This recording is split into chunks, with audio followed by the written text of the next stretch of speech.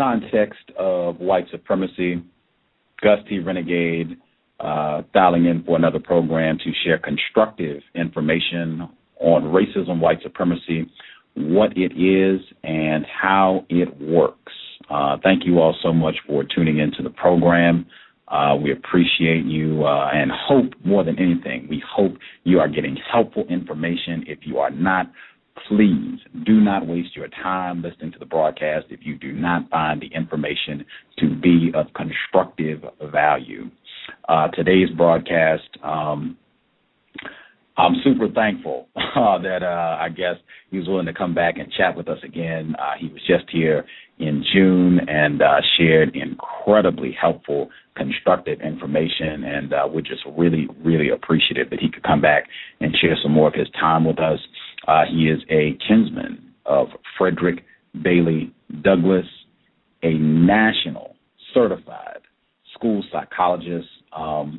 Real privilege to have him back on the broadcast. I think you will appreciate hearing from him one more time. He was also just at the second annual Nat Turner Day weekend celebration. I'm very curious to hear how that went down. Our guest for today's program, Mr. Umar Abdullah Johnson. Are you with us, sir? Yes, sir. Yes, sir. Glad to be back. Thanks for having me. Privilege is ours, sir. The privilege is ours.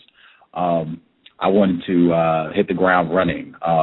We just had Sister Nefertari of the Children of Southampton with us just a couple weeks back.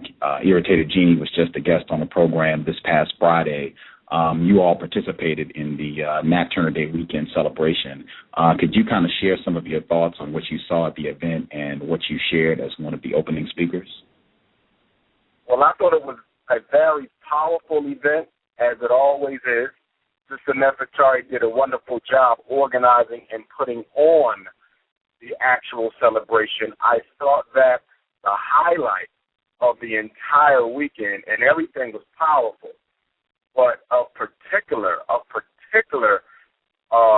interest to me was the Brothers Keeper musical, the musical play on Nat Turner, the life of Nat Turner, and actually how we have come to be where we are today as a result of slavery, domination, and imperialism. It was a very, very relevant play that was put on by the Brothers Keeper, spoken word, hip-hop group, and I hope I'm not misrepresenting them by describing them in that way, but the play was just powerful. It looked at yesterday and today. By looking at yesterday, I mean the actual Nat Turner insurrection. By looking at today, showing some of the same evils and ills that we continue to struggle with as a people. They actually mixed their music and their lyrics in from the latest album within the context of the Nat Turner musical, and it was just mind illuminating. It was spellbounding. It was spectacular. Nothing but energy, nothing but positive vibrations. It was one of the best plays that I've ever seen. So I definitely, want to big up Brothers Keeper for what they did. Me, myself, I focused on the war on black boys, as that is my specialty and my interest, and I basically looked at how the field of psychology and the field of psychiatry in support of white supremacy has been waging war on black people since slavery by way of misdiagnosing them as a form of social control.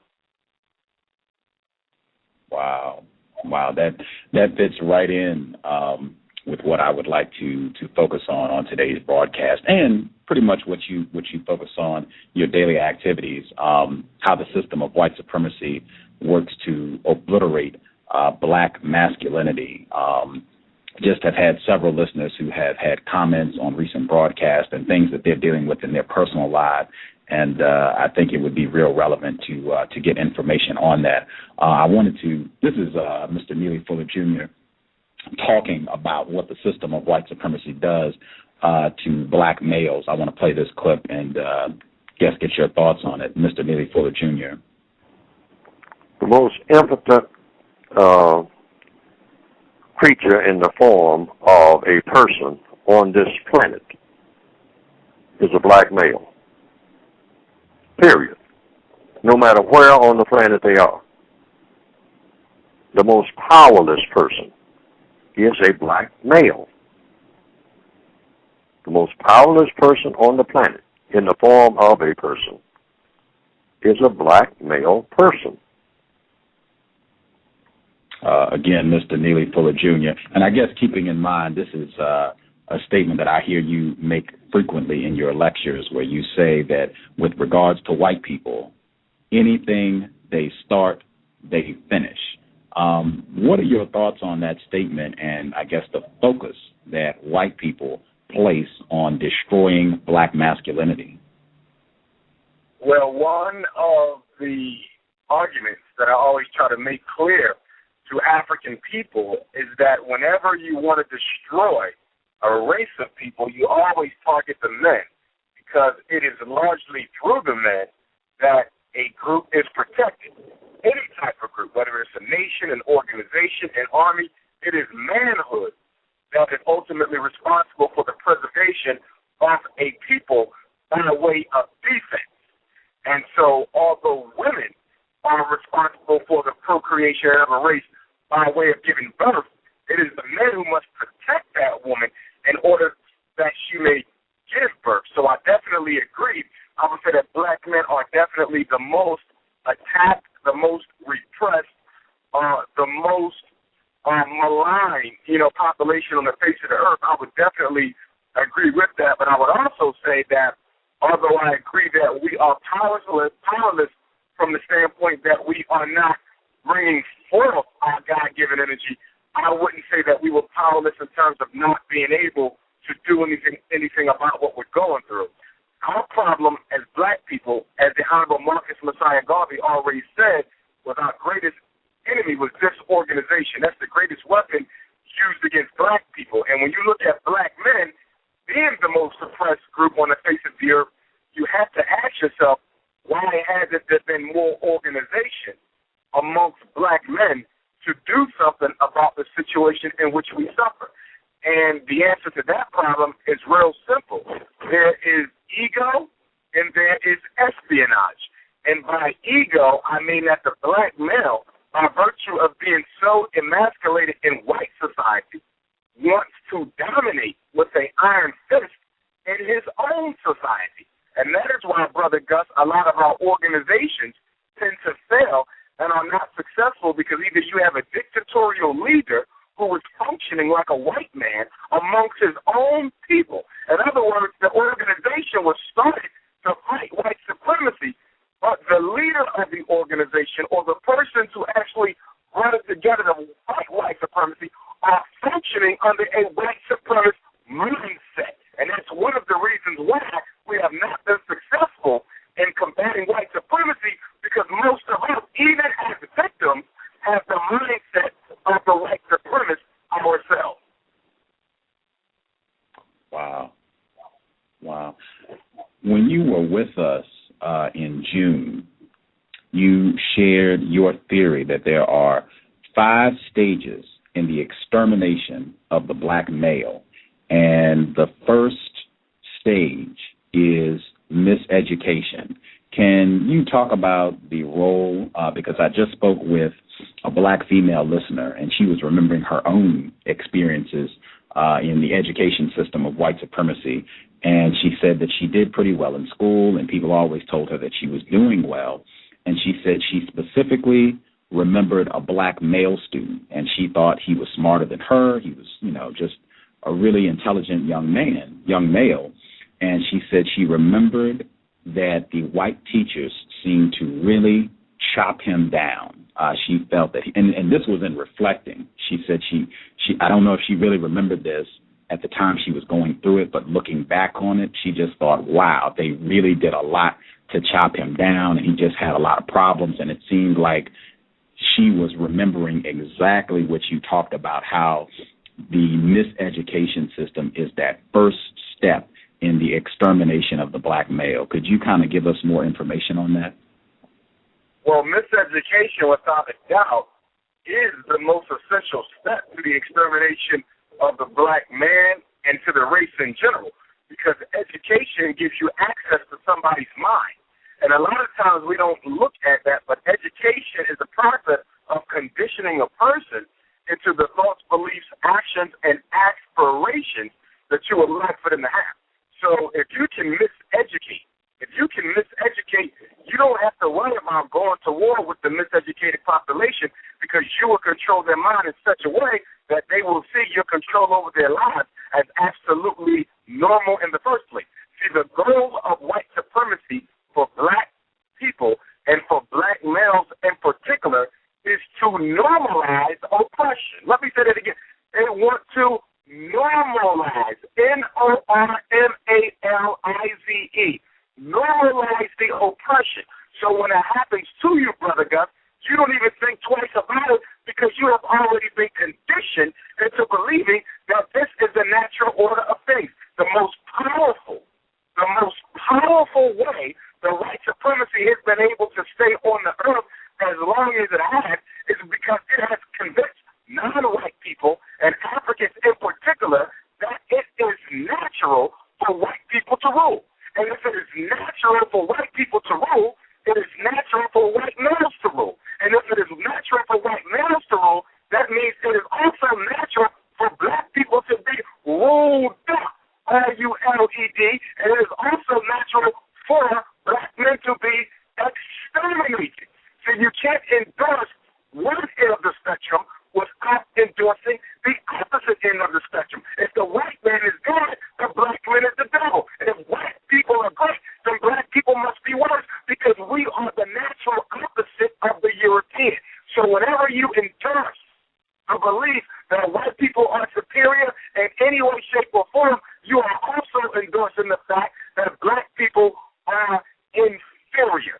And so when a black man is murdered, when a black man is put in jail, it is seen as normal. Look at it right now, Brother Gus. Only 1 out of every 4 black males graduate from high school. That would be considered a travesty if it happened in white America. But it's totally normal in black America. Black people are at least 3 times their rate in the state population than they are in prison. In other words, in every state in America, with no exception, black people are 300 times as incarcerated as the number in that state's population. If that happened to Jews, if that happened to Arabs or Indians, or if that happened to Europeans, that would be considered an act of genocide. But because it is normal for black people to be on the bottom, and because it is normal for black people to be oppressed, nobody says anything about it, especially the victim. Wow. I want to make sure I repeat that again. I felt that was real important. One of the chief goals of the miseducation system under white supremacy is the normalization of oppression, white supremacy. Make sure folks heard that. I also think a key component of the miseducation under white supremacy, I think a key component relates to what you said earlier about when you do have black people who form organizations and make an effort to work against white supremacy, they still have that mindset. They end up being dictators. We lost Mr. Johnson. I will see if I can reconnect us right now. Sorry about that, gang. I will dial him back right now. Hang tight. Let's see.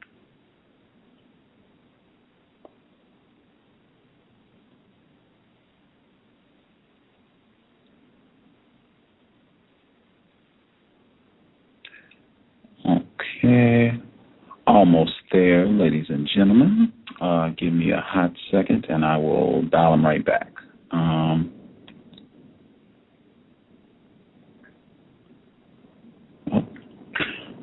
Okay, I'm going to have to restart my Skype really quick. Hang tight. I'm going to play a commercial until I get Mr. Johnson back with us. Hang tight. Context of white supremacy. We'll be right back. Is racism hurting you? On issues of race, are you unable to speak, think, and act with clarity and confidence? Are you tired? Racism.com, you can learn specific strategies and techniques to counter the behaviors of the people who practice racism in all areas of activity, using words correctly, following counter-racist logic, even counter-racist science projects designed to reveal what racism is, how it works, and how to counter it. The open source code writing format allows you to pick and choose from a variety of counter-racist suggestions, so you can produce the code that works for you.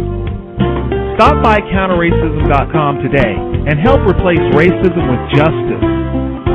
That's counter-racism.com.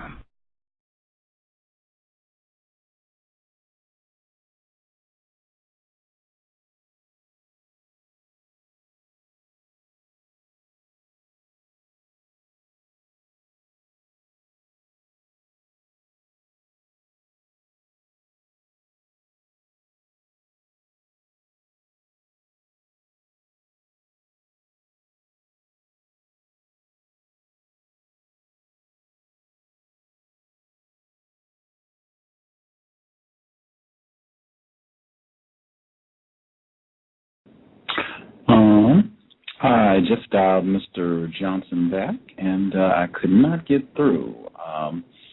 Hang tight with us, and I will dial him again, see if we can get him back on the line. I'm just going to wait a second or two and see if we can get him back on the line. My apologies. Hopefully we'll get it corrected and get him back. I'm curious to get more information and get some questions from Justice as well. As I'm waiting, I will give out the lineup for the remainder of the end of summer blackout here in the context of white supremacy, because we added a show today. So I'll make sure I give out the rest of the lineup because another broadcast was added. So we'll be back on Wednesday, September 1st, with Mbewe Asia Ishangi. He's the founder of the Ghetto Times, and he'll be here on Wednesday, September 1st at 8 p.m. Eastern, 5 p.m. Pacific. The show that got added will be on Thursday, 2 p.m. Eastern, 11 a.m. Pacific. Professor Griff will make his second visit to the context of white supremacy this Thursday. On Friday, Paul Ifeanyi Grant, live from the United Kingdom. He'll join us this Friday. It will be at 1 p.m. Eastern, 10 a.m. Pacific. On Sunday, September 5th, Dr. Frances Cress-Welsing makes her sixth visit to the context of white supremacy, 6 p.m. Eastern, 3 p.m. Pacific. And Tuesday, September 7th, Kush the Black Unifier. He will be here at 4 p.m. Pacific, 7 p.m. Eastern on Tuesday, September 7th, context of white supremacy, end of summer blackout. I'm going to make an effort to give Mr. Abdullah Johnson a jingle one more time, as my goal for the year is to put Tim Wise out of business. I'm going to play sound clip with Mr. Wise, admitted white supremacist and justice, and I'll hopefully have Mr. Umar Abdullah Johnson with us as soon as I get back. Are you a racist? I didn't hear the part before that. Was that silence for a while before the question? I didn't hear that. I just said, are you a racist? Oh, okay. I thought there was something before that because there was about 20 seconds of silence. Well, you know, as I've said before on Gus's program, I have, as a white person growing up in this culture, internalized certain elements of racist and white supremacist thinking, no question about it. I've talked about that, written about that. I distinguish that. Excuse me, I just want yes or no. Well, see, but that's not the way human psychology works. The way I've answered the question before, and I will answer it again, whether one likes the answer or not, is that I have internalized aspects of racist thinking, as I would suggest every white person in the system of white supremacy has done. Now, that is different, however, from saying that I believe in, support, and advocate the system of racism and white supremacy, which I actually reject and attempt to fight against. But I would be dishonest if I did not acknowledge that I, like every other white person, have internalized certain aspects of racist thinking. I've always said that, but I do not believe that is the same as saying, as I think some believe it is the same as saying, that I therefore support actively.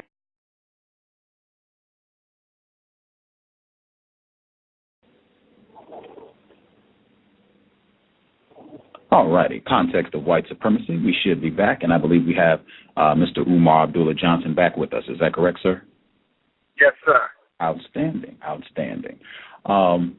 Okay, so when we lost you, I was connecting your theory about the importance that racist white supremacists place on miseducating black people. And I wanted to ask if you think that is connected to the mindset that you see amongst some of the black males, even who are in organizations that are ostensibly working against racism, white supremacy, but they have that dictatorial mindset and they're trying to prove how tough they are and how in charge they are of what's going on. Do you think there's a correlation between the two? Oh, without a doubt.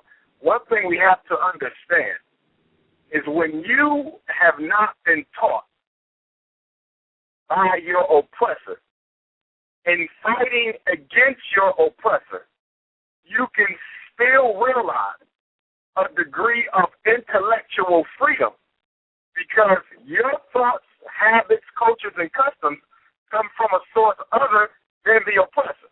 So you can therefore think outside of his box. So what that means is many of our brothers and sisters back home in Africa and in the Caribbean, when they fought against white supremacy to throw it out of Africa and throw it out of the Caribbean, even though it's still there in a neolized form, but nonetheless, many of them were able to do so because they were able to step outside of the white man's frame of mind, his zeitgeist, and look at oppression for what it truly was and be able to attack the white system by using non-white strategies, philosophies, and theories.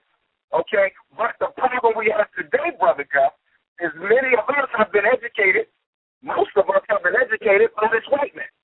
And so we're educated by the same person who we're trying to fight, which makes the struggle extremely difficult. Why? Because if your sole source of education has been the European, whose strategies are you using to fight the European? Whose organizational structure are you using to fight the European? Whose sense of self, whose ego, whose emotional reactions are you using to fight the European? You're using his. One of the reasons why we have been so very unsuccessful since Mr. Garvey and trying to achieve some degree of independence from the white man is because our thought is not independent from the white man. Before there can be a physical revolution, Brother Gus, there must be a spiritual, emotional, and intellectual revolution. All behavior, all emotion is preceded by thought. Until the black man and woman of the world of America and the African of the world changes the way he thinks, until we step outside of the European zeitgeist, we will never be free. Because even if you beat the white man and achieve a sense of independent nationhood, you will run your nation the same way the white man ran you. This is what's going on in Africa right now. The white man is not physically there, but his customs is there. His belief is there. His hierarchy, his organizational structure. If we don't change the way we think, anything else we do will be a waste of time. Do you have some suggestions both for black people who have their children in the miseducation system? I believe Minister Farrakhan references them as the killing fields. Do you have some suggestions for black people whose children are in that system now and things they can do to try to cleanse their mind of this racist mental infection, and suggestions for people who are older, who've already gone through all that, and they want to try and, for lack of a better term, detoxify, decolonize their mind? Okay, yes, indeed. Number one, you have to guard your unconscious. One of the biggest problems we have, Brother Gus, is that we do not guard our unconscious. What do I mean by unconscious? I mean the thoughts and lessons that are given to any human being beneath the level of the conscious mind. For example, when you're listening to music, part of the music is being heard by your conscious mind. Most of the music is being heard by the unconscious mind. And the unconscious mind is the most powerful aspect of consciousness because most of your mind is beneath your awareness anyway. And anything that can be stuck into your consciousness beneath your awareness can be that much more used against you because you don't even know it's there. It's like if a thief sneaks in your house and is robbing you blind. And you see your money is leaving, but you're saying, how is my money leaving? I lock my doors. There's nobody else in here. But the thief is sneaking in and robbing you blind because you don't even know he's there. And that is how white supremacy programs the African mind, by teaching you when you don't even know you're being taught, which means we have to do what? Eliminate most forms of entertainment. Entertainment is the biggest source of brainwash against African people. The music, the movies, the magazines, and the media. The music, the movies, the magazines, and the media. These are the primary venues through which they brainwash black folk. And so what we have to do, particularly with our children and with ourselves, is turn it off. Eliminate the television, or at least control its usage. Stop reading his propaganda. Stop watching his movies. Anything that has any anti-African propaganda in it must be eliminated from our mental diet. Total elimination. We must go on a fast. We must go on a spiritual fast from white supremacy and the negative images that are sent from it towards us. If we do not uncondition the mind, if we do not recondition the mind, we'll never get free because he's controlling us by remote control through the unconscious. Wow.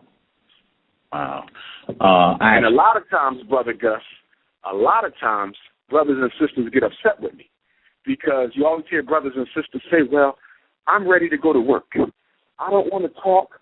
I don't want to waste any more time doing anything except struggling against the beast. I want to struggle against the devil. I don't have time for anything else but struggle. And Brother Gus, one of the historical lessons that we have failed to learn is that so many black lives have been lost. So many resources have been wasted. So much money and time has went by the sideways because we are not looking specifically at why we keep on running in circles. We keep on going black to the future. And the reason why we keep on going black to the future is because we're starting to realize we're standing in quicksand. And the quicksand is the collective unconscious of black people that has been programmed against their own best interest. So the more you think you're going forward, the more you're actually going backward. We are in quicksand, brother, and that quicksand is our own damaged unconscious mind. Again, our guest for today's program, nationally certified school psychologist, Mr. Umar Abdullah Johnson.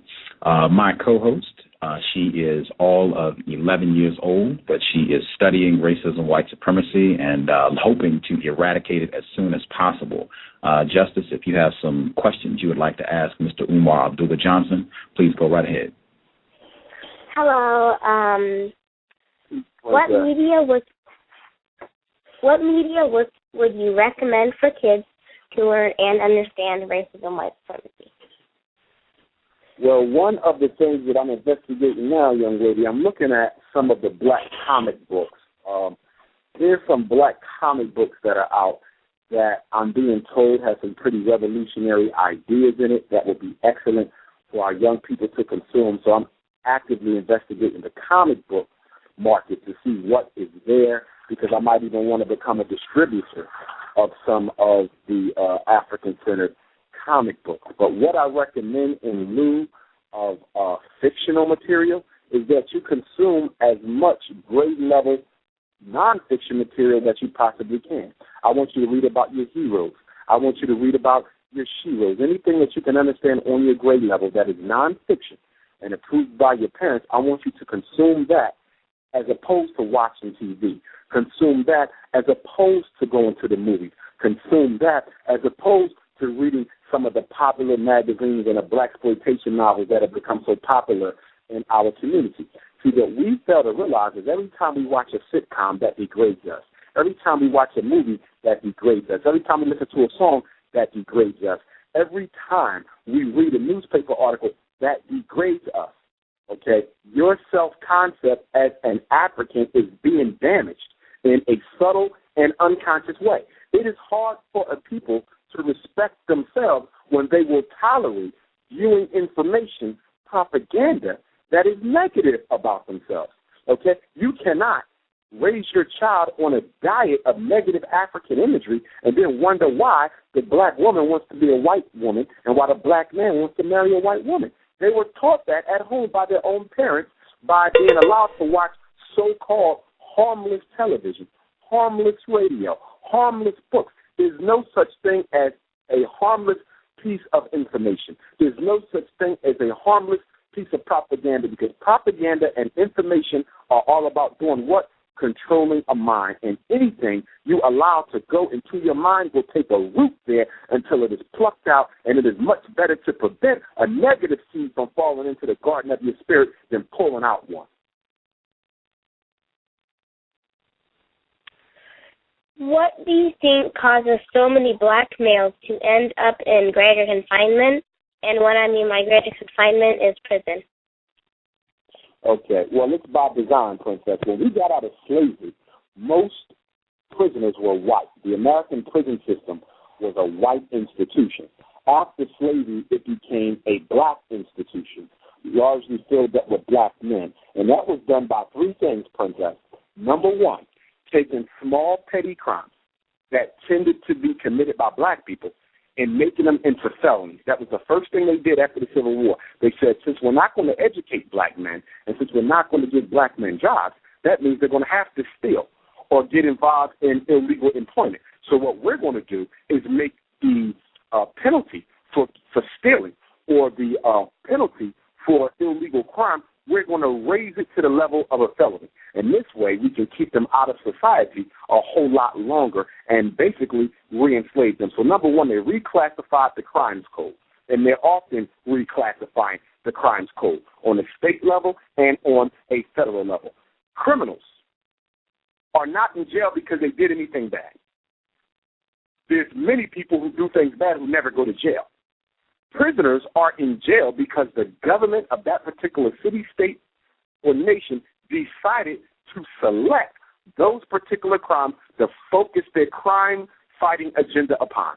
In other words, if you wanted to turn prisons white tomorrow, then you would make drunk driving a federal felony crime that was punishable only by mandatory minimum sentences. In other words, every time a white man was caught drunk driving, he would have to go to jail for 5 or 10 years. If you did that, you would change the complexion of the prison population, because more white men drive drunk than black men do. But because more black men, engage in crack vis-a-vis their percentage in the population, we're going to focus on crack crimes as mandatory sentenciable offenses, because we know that crack is the poor man's drug. So we're going to use the poor man's drug to target black men and fill up the prison.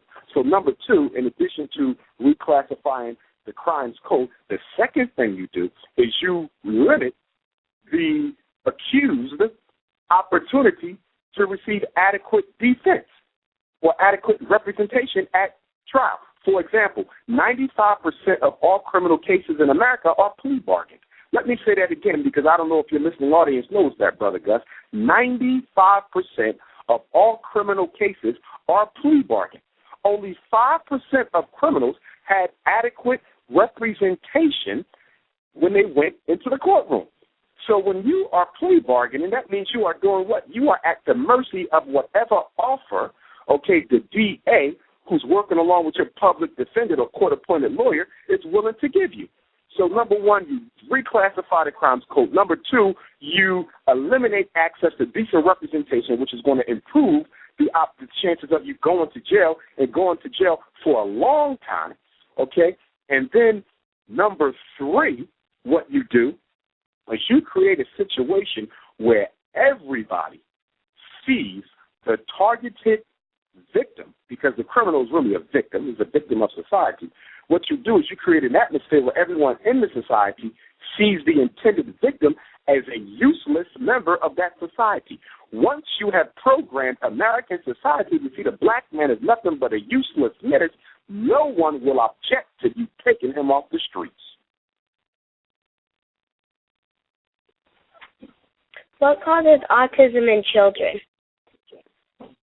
Autism in children, in my opinion, based on everything that I've read and studied, autism is directly coming from the amount of immunizations that black people are giving their children, and any people for that matter, but we're focusing on our own race. When you look at certain religious groups who do not believe in immunization, for example, the Amish, and there's Amish here in Pennsylvania, they have an almost zero amount of autism in their population.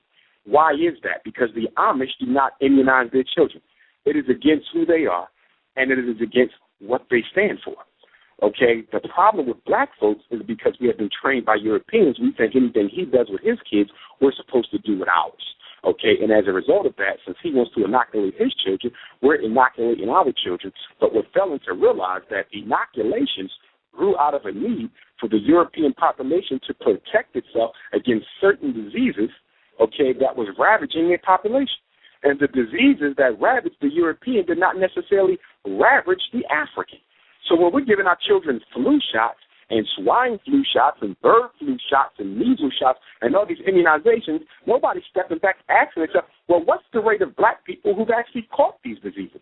I mean, if we know immunizations were designed for white people and not designed for black people, why are black people giving them to their own children? So we are destroying our children because we have total faith in the white man's infallibility. In other words, we believe that he cannot mess up. He cannot be wrong. He is right under all circumstances and at all times. And until we change the core belief that everything we do is wrong and everything we do is right, we will continue to suffer because he is killing us through our worship of him as a political deity.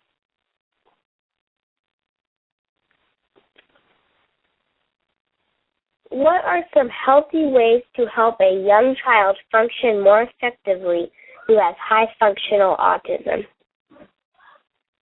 What are some ways? Well, that will be specific to the child because autism is a spectrum, princess, which means you can have two children with autism, but they present totally differently. You might have one child whose autism is totally nonverbal, which means they don't communicate with anybody. They can hear you, but they're not interested in talking. So you don't have to teach that child social skills.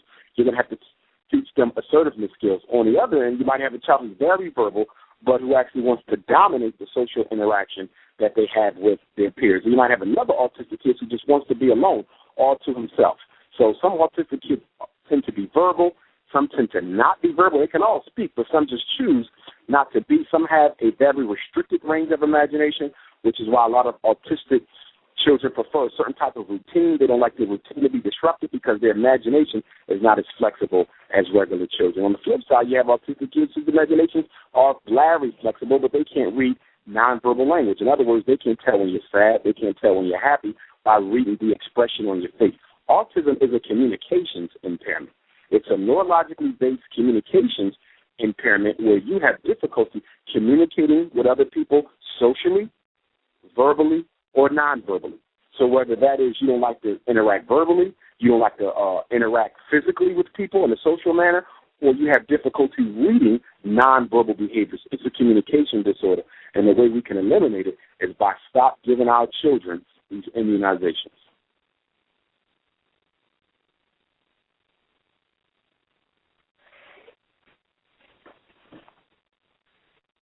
How do you treat autism in children? Autism is somewhat, and this is kind of related to your earlier question, but autism, again, has to be targeted individually because some children are on the spectrum. All autistic children are on the spectrum.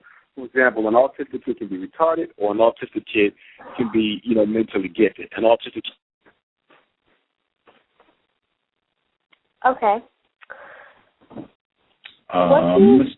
Wait a minute, hang on. Mr. Abdullah Johnson got disconnected. I'm going to try and get him back. Hang tight, everybody. My apology. Well, actually, I'm not going to apologize because I didn't do anything. This could be suspected racist interference, but I will work on getting him back right now. Okay.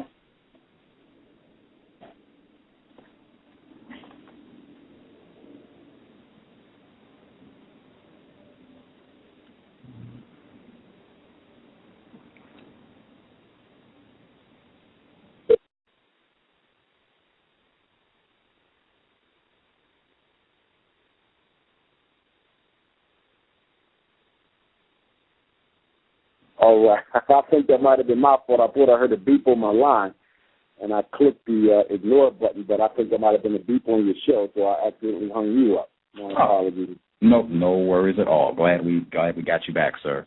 Justice, go right ahead. You were in the middle of your response to her question. I was speaking about the autism. Autism is so varied in terms of the children that you really have to look at that specific case. Like, I work with autistic children all the time, but they vary so much in their intelligence, their social ability, their verbal communication, that you really have to look at the child and see to what degree the autism is actually impairing their functioning in everyday life. I see. What do you think of an autistic child that walks away from the park where their parents are? Well, a lot of children walk away from the park, not just the autistic children, and a lot of that, again, normally, though, an autistic child does have attachment to their caregivers. So I wouldn't say that that's necessarily common, because autistic children do, they're regular children, so they do develop the emotional attachment that other children do. Now, you do have some autistic kids who don't. Their communication is so impaired that they don't even form a social bond with their own parents. And with a situation like that, basically they just have to be well supervised. But as they get older, their ability to develop those relationships tend to improve. But most of the autistic children I work with definitely have an attachment to their caregiver. In fact, sometimes the attachment is overly aggressive because the caregiver, in the eyes of the autistic child, is the only person with whom they feel safe.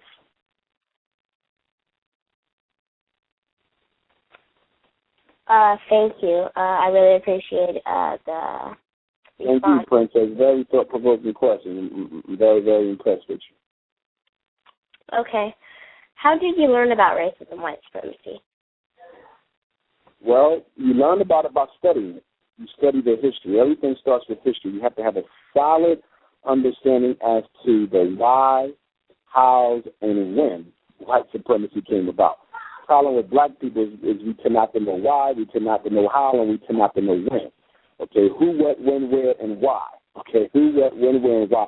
The 5 WH questions are extremely important when you're trying to find out anything about any aspect of any part of your life or society. So we have to find out who and the why. And the most important thing to understand about white supremacy is the fact that it is functionally relevant for white people. And what I mean by that, white people's supremacy is tied up in their ability to oppress other people. So it is functional.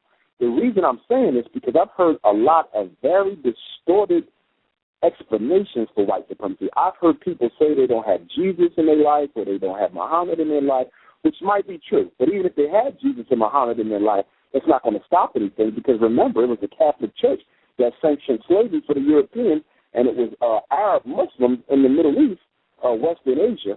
They wanted to be called the Middle East. It was Arabs in the Middle East who used Islam as a tool of slavery in northern and eastern Africa. So religion ain't got anything to do with it. But you have some black people who are miseducated, again, by white supremacy, okay, and by their own community, because we should be educating our own, who believe that it's just an absence of religion. You have other people who say that it's because white people haven't developed their compassionate skills yet. They lack empathy. They don't have certain types of emotional ranges of expression. That's not true, because when you see white people around other white people, they're able to be compassionate and supportive. They're just not compassionate and supportive with black people who they consider to be less than humane. Okay? Then there's the miseducation argument. There's some people who say that white supremacy exists because white people are miseducated about how important black people have been historically. I totally refute that argument because white people know black people's history better than black people do. In fact, some of the so-called foremost scholars on Africa are white folk. Although I disagree with them being labeled the foremost scholars, my point is a lot of white people are well acquainted with Africa's glory. A lot of white people are well acquainted with what black people done for them in this country. A lot of white people know that black people are responsible for 75% of all the inventions that were created in America prior to the end of the slave trade. They're aware of that. But what does that have to do with the functionality of white supremacy? It has nothing to do with the functionality. White supremacy exists as a protective system to keep a minority of people on top of the world and in control of the world. Point blank period. All the religion, all the social skills training, and all the historical education isn't going to do anything about that.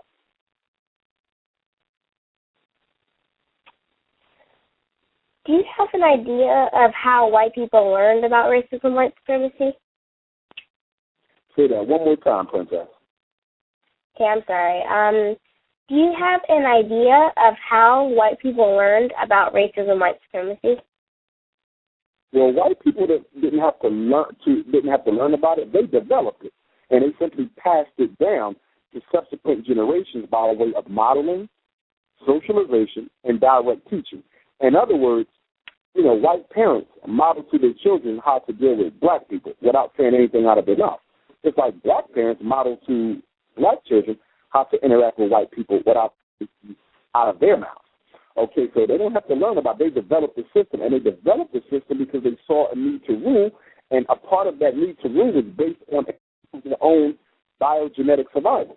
In other words, if white folks freely interacted and intermarried with other races, they would become extinct just by virtue of being inferior genotype. Okay, white genes are recessive. The blue hair, the blue eyes, the white skin, the brown hair, it's recessive. So if you intermarry that with dominant genes, not just black people, you get intermarried with Asians, East Asians, Indians, Native Americans, you name it. Brothers and sisters from the Caribbean, they would be extinct. So in order to protect the gene type, the gene pool, they have to segregate against other groups as a way of protecting themselves. I don't have a problem with white people not mixing with black people to protect themselves. Okay, every species wants to survive.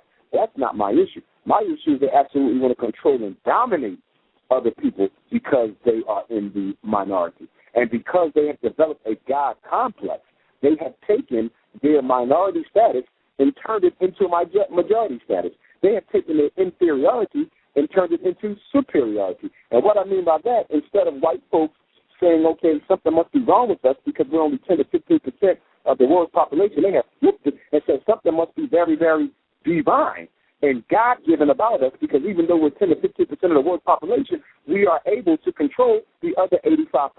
So if you're a black child growing up, if you're a white child growing up anywhere on the face of the earth, and you see that your people are a minority, but they are controlling the majority of the world's population, it would be extremely difficult for any white child to draw any other conclusion than I must be the supreme being on earth.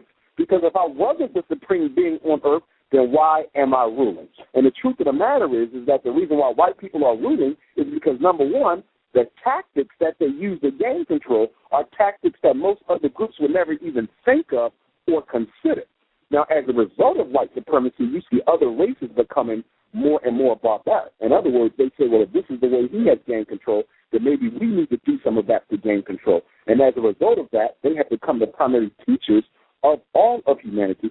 So you have Asia, and you have Europe, and you have Africa, and the Caribbean, and South America. You have everybody emulating the white man's barbarity and aggressiveness because they've seen how long he's been able to control the world by brute force, and so now they're copying him.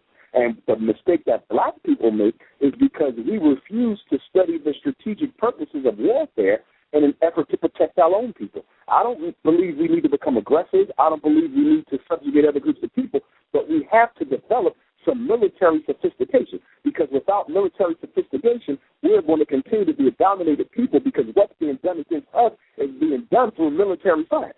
And the only thing black people got is religious science and the science of forgiveness and the science of self-hate. We do not have a military science. And because we do not have a military science, we are actually taking our military strategies, directives, and opinions from our priests and our imams and Negro intellectuals, all of whom are a part of white supremacy, all of whom are used by white supremacy to oppress black people. So we can't get it from them. One of the biggest things black people are lacking in our community, internationally and locally, is a strong grip of military science, how it can be used for our benefit, and how it has been used systematically for our extermination.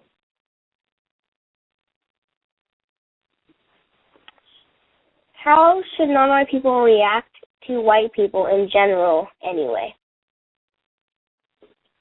Stay away from them as far as you possibly can. I believe that white people are toxic to the health of black people. And I don't say that with any disrespect, and I've said it to white people. Okay, I don't hate you. I don't consider you less than myself. But I know that the collective unconscious of your race, okay, views my people as inferior.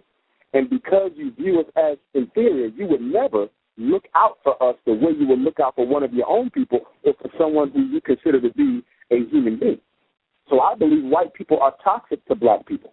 When we are around white people, we get killed, we get hung, we get lynched, we get fired, we go to jail, we get exterminated, okay, we get miseducated. I haven't seen a single example of white people being in close proximity to black people where it actually benefits the black people. I've never seen it. Nowhere in history can someone prove to me where integration benefited black people.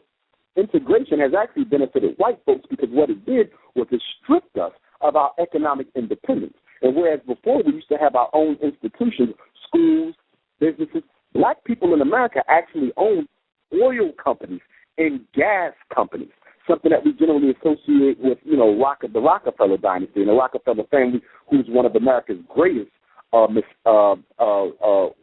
eugenicists and racial exterminants, by the way. John Davison Rockefeller created his own eugenics group, blacks, but then he also funded over 200 other ones. So my point is, integration serves white people. It doesn't serve black people. The reason why white like black people being in close proximity to them is because they have a fear that black men want to be with their daughters. They're not necessarily fearful of black women in their neighborhood. They're not fearful of black children. They're fearful of black. And we also have to understand that white people don't truly believe in integration the way black people do. They believe in economic integration because you don't have any institutions. So they economically integrate with you to control your economy. They believe in religious integration because when they integrate with you religiously, they provide you with the images of white Jesus that makes you celebrate them.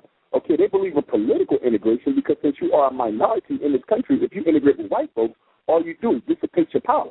So white people as a minority have always been able to maneuver and use the majority groups in their own best interest and against the majority groups. Okay, but integration has never benefited black people. And the more we try to integrate, the harsher white supremacy becomes. The reason why there's so many black men in jail because there's so many black men who want to date white women. The reason why there's so much violence out here today is you got black people who want to work with white people, live with white people, live next door to white people, date their families, go to church with them, drive like them, live like them, sleep like them, vacation like them. White people don't want anything to do with blacks. They just make it look like they did, but they only favor integration in the economic realm and in the political realm where it's most important and where they can dominate you. Okay, thank you. That'll be all for now. Thank you, Princess. Context of white supremacy, justice, Gus T Renegade, and our guest, nationally certified school psychologist, Mr. Umar Abdullah Johnson. I want to make sure that we get back to the theme of black masculinity, but I did want to ask, since it came up in Justice's question, you were talking about the reason that white people are motivated to practice racism, white supremacy. When you were with us in June, you talked about the psychogenetic theory of race preservation. We had Kevin McDonald with us, who is a white person.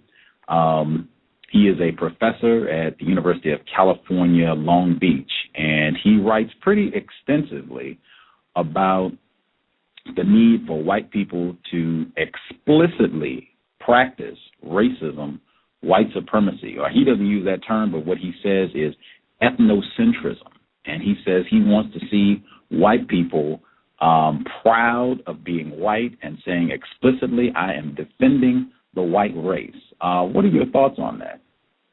Well, number one, I don't take issue with it. And the reason I don't take issue with white ethnocentrism is because most groups are ethnocentric to begin with.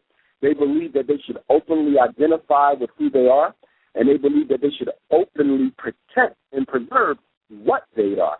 My issue with white ethnocentrism is that becomes a nice way of disguising white supremacy.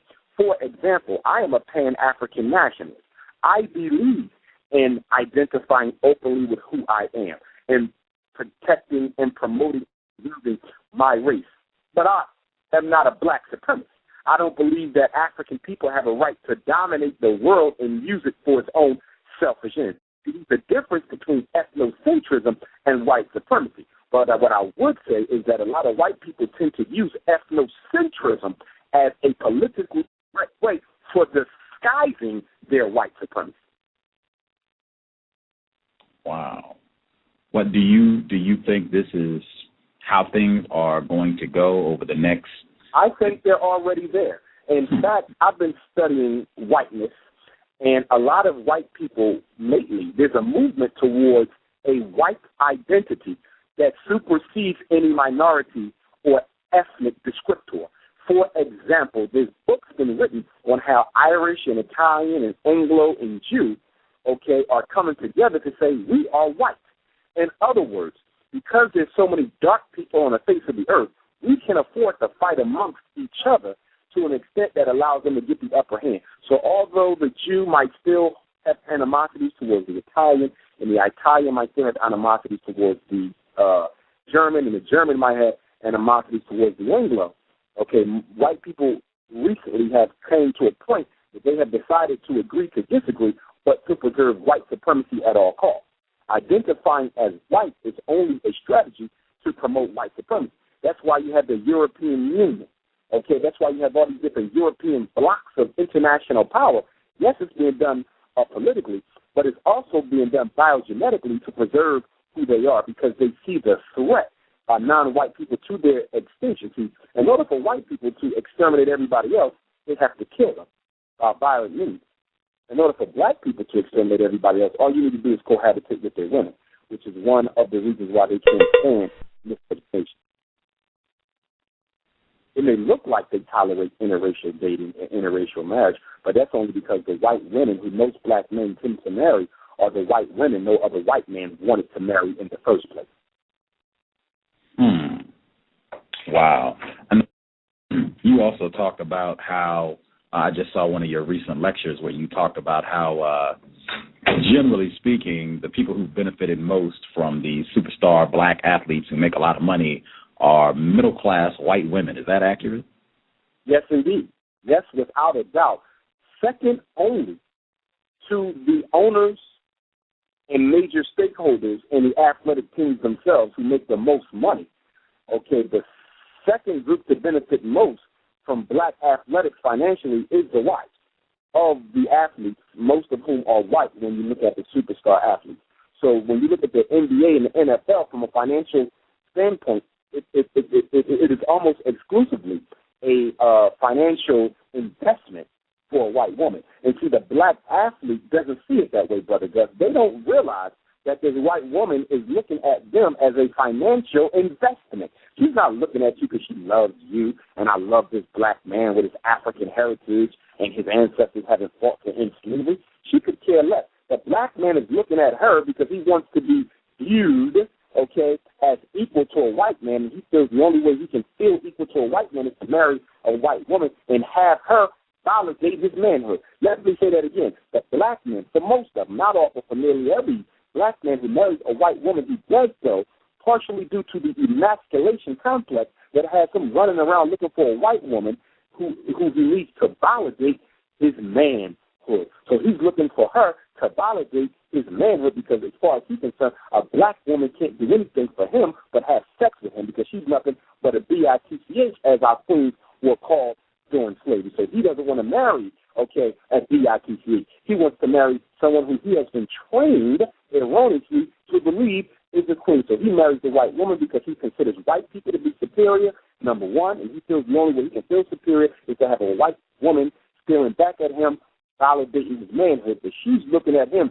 purely as a financial investment. So if the white woman who marries a black man views him purely as a financial investment, I have a question. How is a white woman marrying a black man any different from a white woman owning a black man? Wow. Wow. I want to hop back to the 5 stages in the extermination of the black male because your third stage is greater confinement and incarceration. And I was just talking to a non-white male yesterday, and he asked if I would ask you what are some of the psychological effects of being a black male in prison in a system of white supremacy? There was a very famous prison experiment. And because you like to do research, Brother Gus, I want you to do research on the Stanford prison experiment. It was done at Stanford University. And in fact, the European who actually carried out this study is actually the same man who hosts the Psychology Today special that comes on, I think, either Life or the History Channel or one of them. But there's a show called Psychology Today that's hosted by a gentleman named Philip Zimbardo, Zimbardo. There's actually a film, and I need to order it myself. I've seen it, but I don't own a copy. But there's actually a film on the Stanford prison experiment by Philip Zimbardo. He also wrote a book that I recommend all black people buy and read, and it is called The Lucifer Effect, Understanding How Good People Turn Evil. It is a New York Times bestseller. I'm actually holding it in my hand. I went up to my bookshelf to get it so I could reference it. Okay, The Lucifer Effect, Understanding How Good People Turn Evil by Philip Zimbardo, creator of the Stanford Prison Experiment. Now, to be brief, Brother Gus, the Stanford Prison Experiment was an experiment where Dr. Zimbardo took regular people who had not committed crimes, I believe they were college students, put them in a prison, made some of them inmates, and made others of them correctional guards. Okay, now remember, this was just an experiment.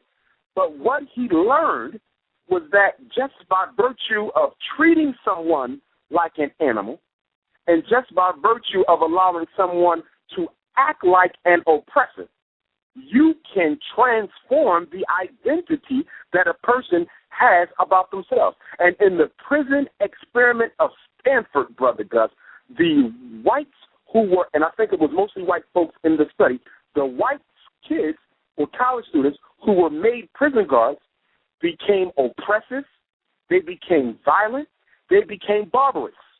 Overnight, they became this way, just by having on a uniform, just by being told that they were in control. And the ones who told that they were inmates, they started losing their mind. They became emotionally distraught. They started developing psychopathology. The conclusion of the experiment was this: the power of a label is so overwhelming that when you tell somebody that they are something and you treat them like they are that, after an amount of time, they will forget who they really were and become exactly like that which you told them they were.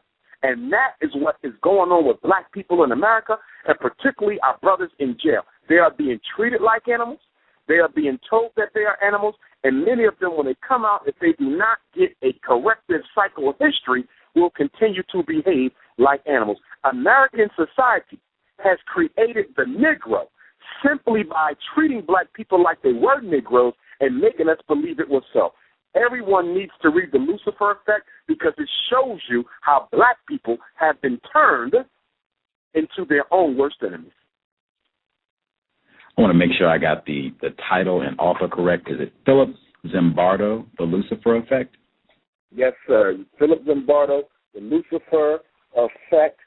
And let me see if I have the publisher. Random House is the publisher. If you go to any of the online bookstores, I'm sure you can get a copy there. You could probably get a used copy, but this is something you might want to have a new copy of, Brother Gus.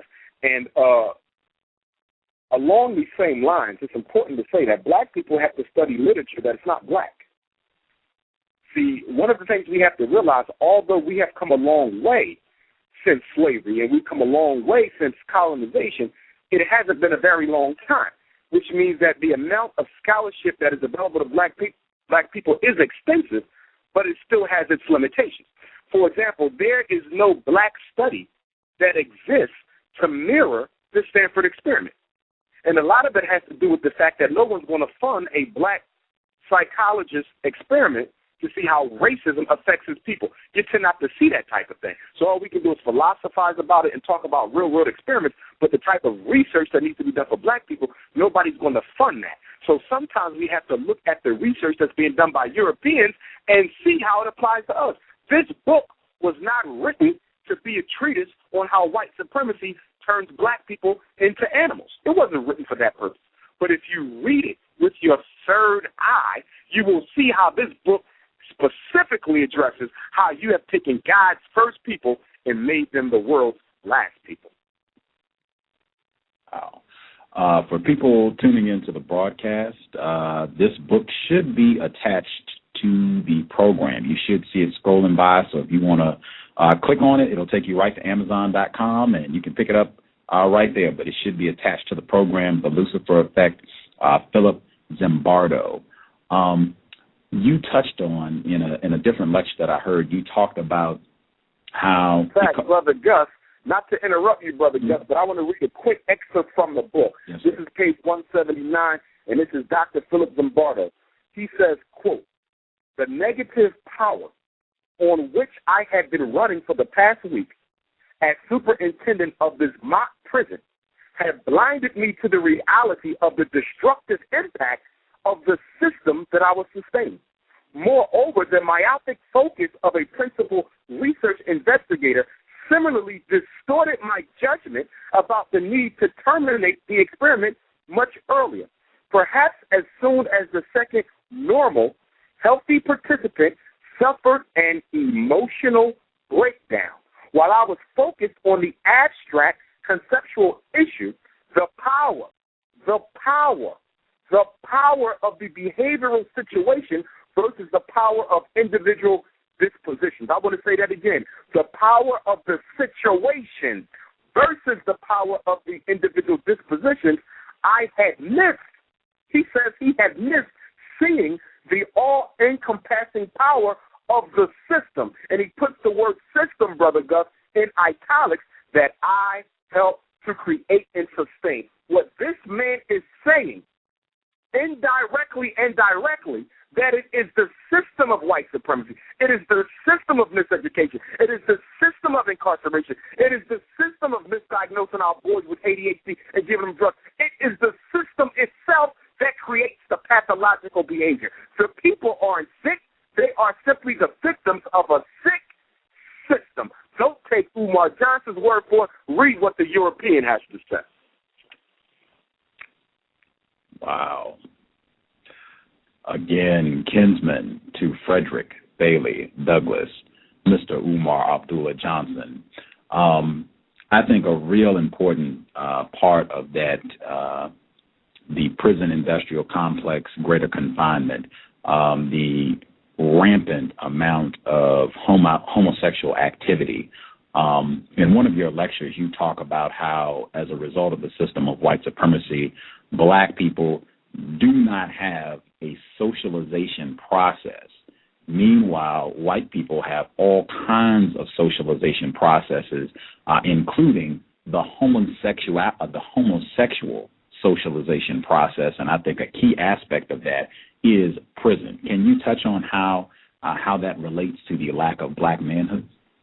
Yes, indeed. Yes, indeed. One of the political side effects of emasculization has been the effeminization of the black male.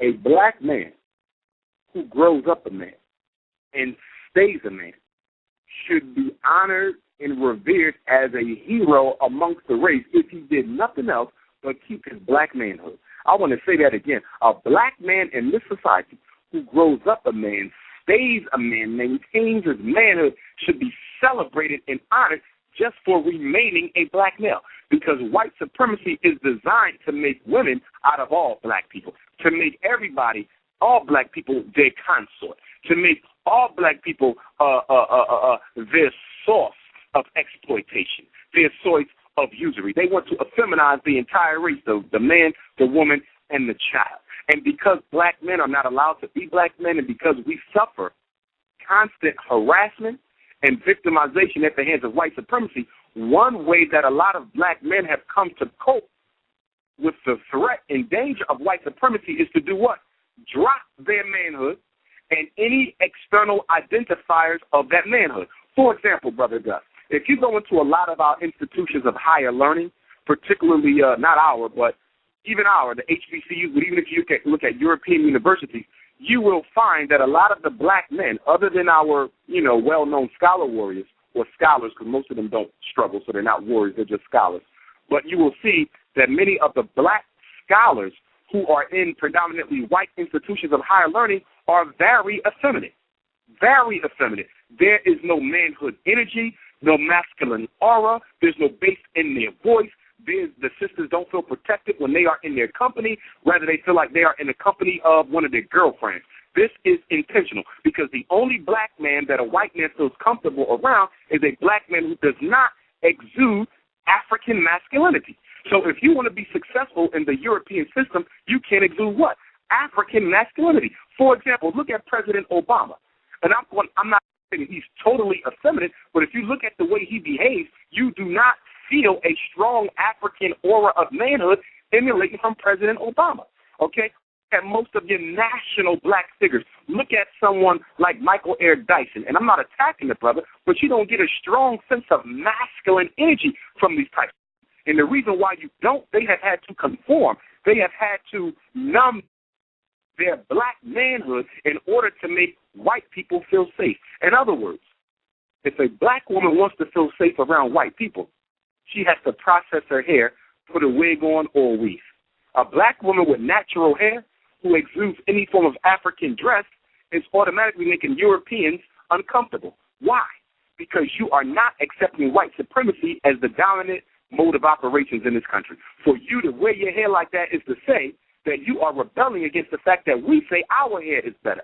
So when a black man stands up to a white man and say, I am man, and not even saying it, just by being who he needs to be, the white man automatic reaction is to destroy him. So how do I succeed amongst white people as a black man?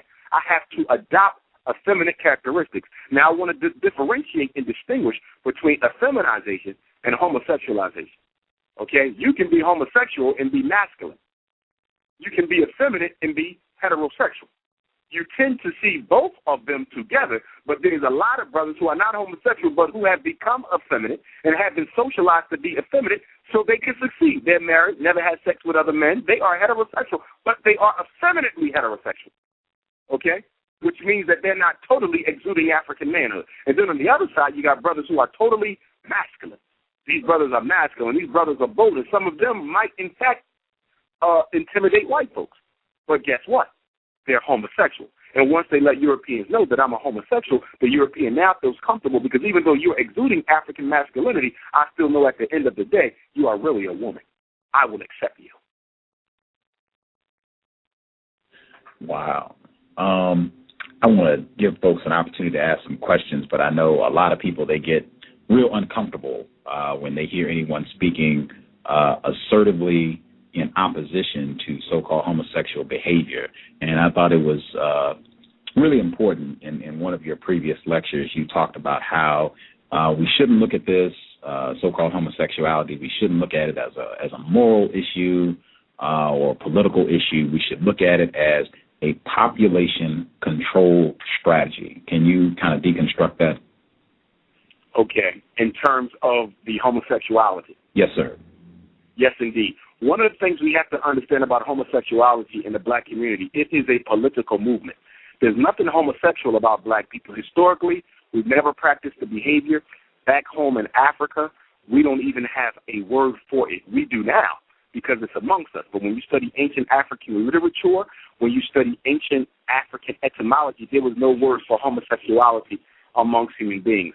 The homosexual movement against black people started around the same time that the HIV/AIDS movement against black people started at the beginning of the 1970s, in the aftermath of the assassination of Dr. King, and in the aftermath of the Civil Rights Bill and in the Voting Rights Act. Because it was perceived by the dominant population of white people that black people would now be amassing power that we would never get and still do not have, they decided that something would need to be done to begin immediately to eliminate this dangerous population from the American ballot that body politic. And by dangerous population, we are talking about the black race.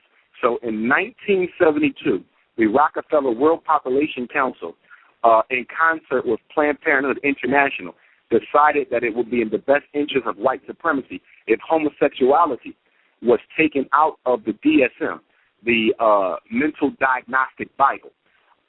It would be better if we got homosexuality, if they got homosexuality removed as a sexual deviation from the DSM-2. And so with publication of the DSM-3, I believe it was, homosexuality was no longer listed. This was done in particular for black people. Why? Because they knew that they were going to push homosexuality into schools as a form of education to convince an entire generation of black children to have sex with their own gender as a permanent lifestyle, not as a temporary source of pleasure, but as a permanent lifestyle. In fact, one of the executives of the Rockefeller World Population Council had even went on record to say that if you give me the minds of their children, I can control their future. And I want all of your listeners, Brother Gus, to be crystal clear about one thing. Homosexuality is being pushed in the black community as a strategy of population control. In other words, if we can convince an entire generation of black children to have sex with other black people of the same gender, then we will prevent an entire generation of black people being born. In other words, 10 generations of homosexuality in the African-American community, and there will be no more Africans in the African-American community. For example, there are approximately 4.5 million black boys in America's public schools. 4.5 million black boys in America's public schools. If they can convince, if Arnie Duncan, the current Secretary of Education, who supports a mandatory homosexual curriculum, by the way, if Arnie Duncan is successful in getting homosexuality pushed in the black public schools, if he is successful, those 4.5 black men will be having sex with other black men. And if those black men are having sex with other black men, the sisters are not being impregnated, and we are slowly seeing the decline of the black population in addition to police brutality, AIDS, Ebola, West Nile, black-on-black homicide, and so-called accidental deaths such as stillborn babies. So I want it to be crystal clear. Homosexuality is being used to reduce our numbers. And one of the reasons why we see homosexuality coming out of the DSM in 1973, and we see the first documented case of HIV/AIDS in the 1970s, was because they experimented on black men. In other words, as soon as they decided that homosexuality would no longer be a crime, they gave black homosexuals the HIV virus. This is no longer a crime. We're going to give it to these homosexual men so they can infect other homosexual men and infect their own women. To make it real crystal clear, we're going to turn black men gay. We're going to infect those gay black men with AIDS, and those gay black men are going to give the AIDS to their own women. And that is why, Brother Gus, HIV is the number one cause of death for black women on the face of the earth wherever they live. Wow.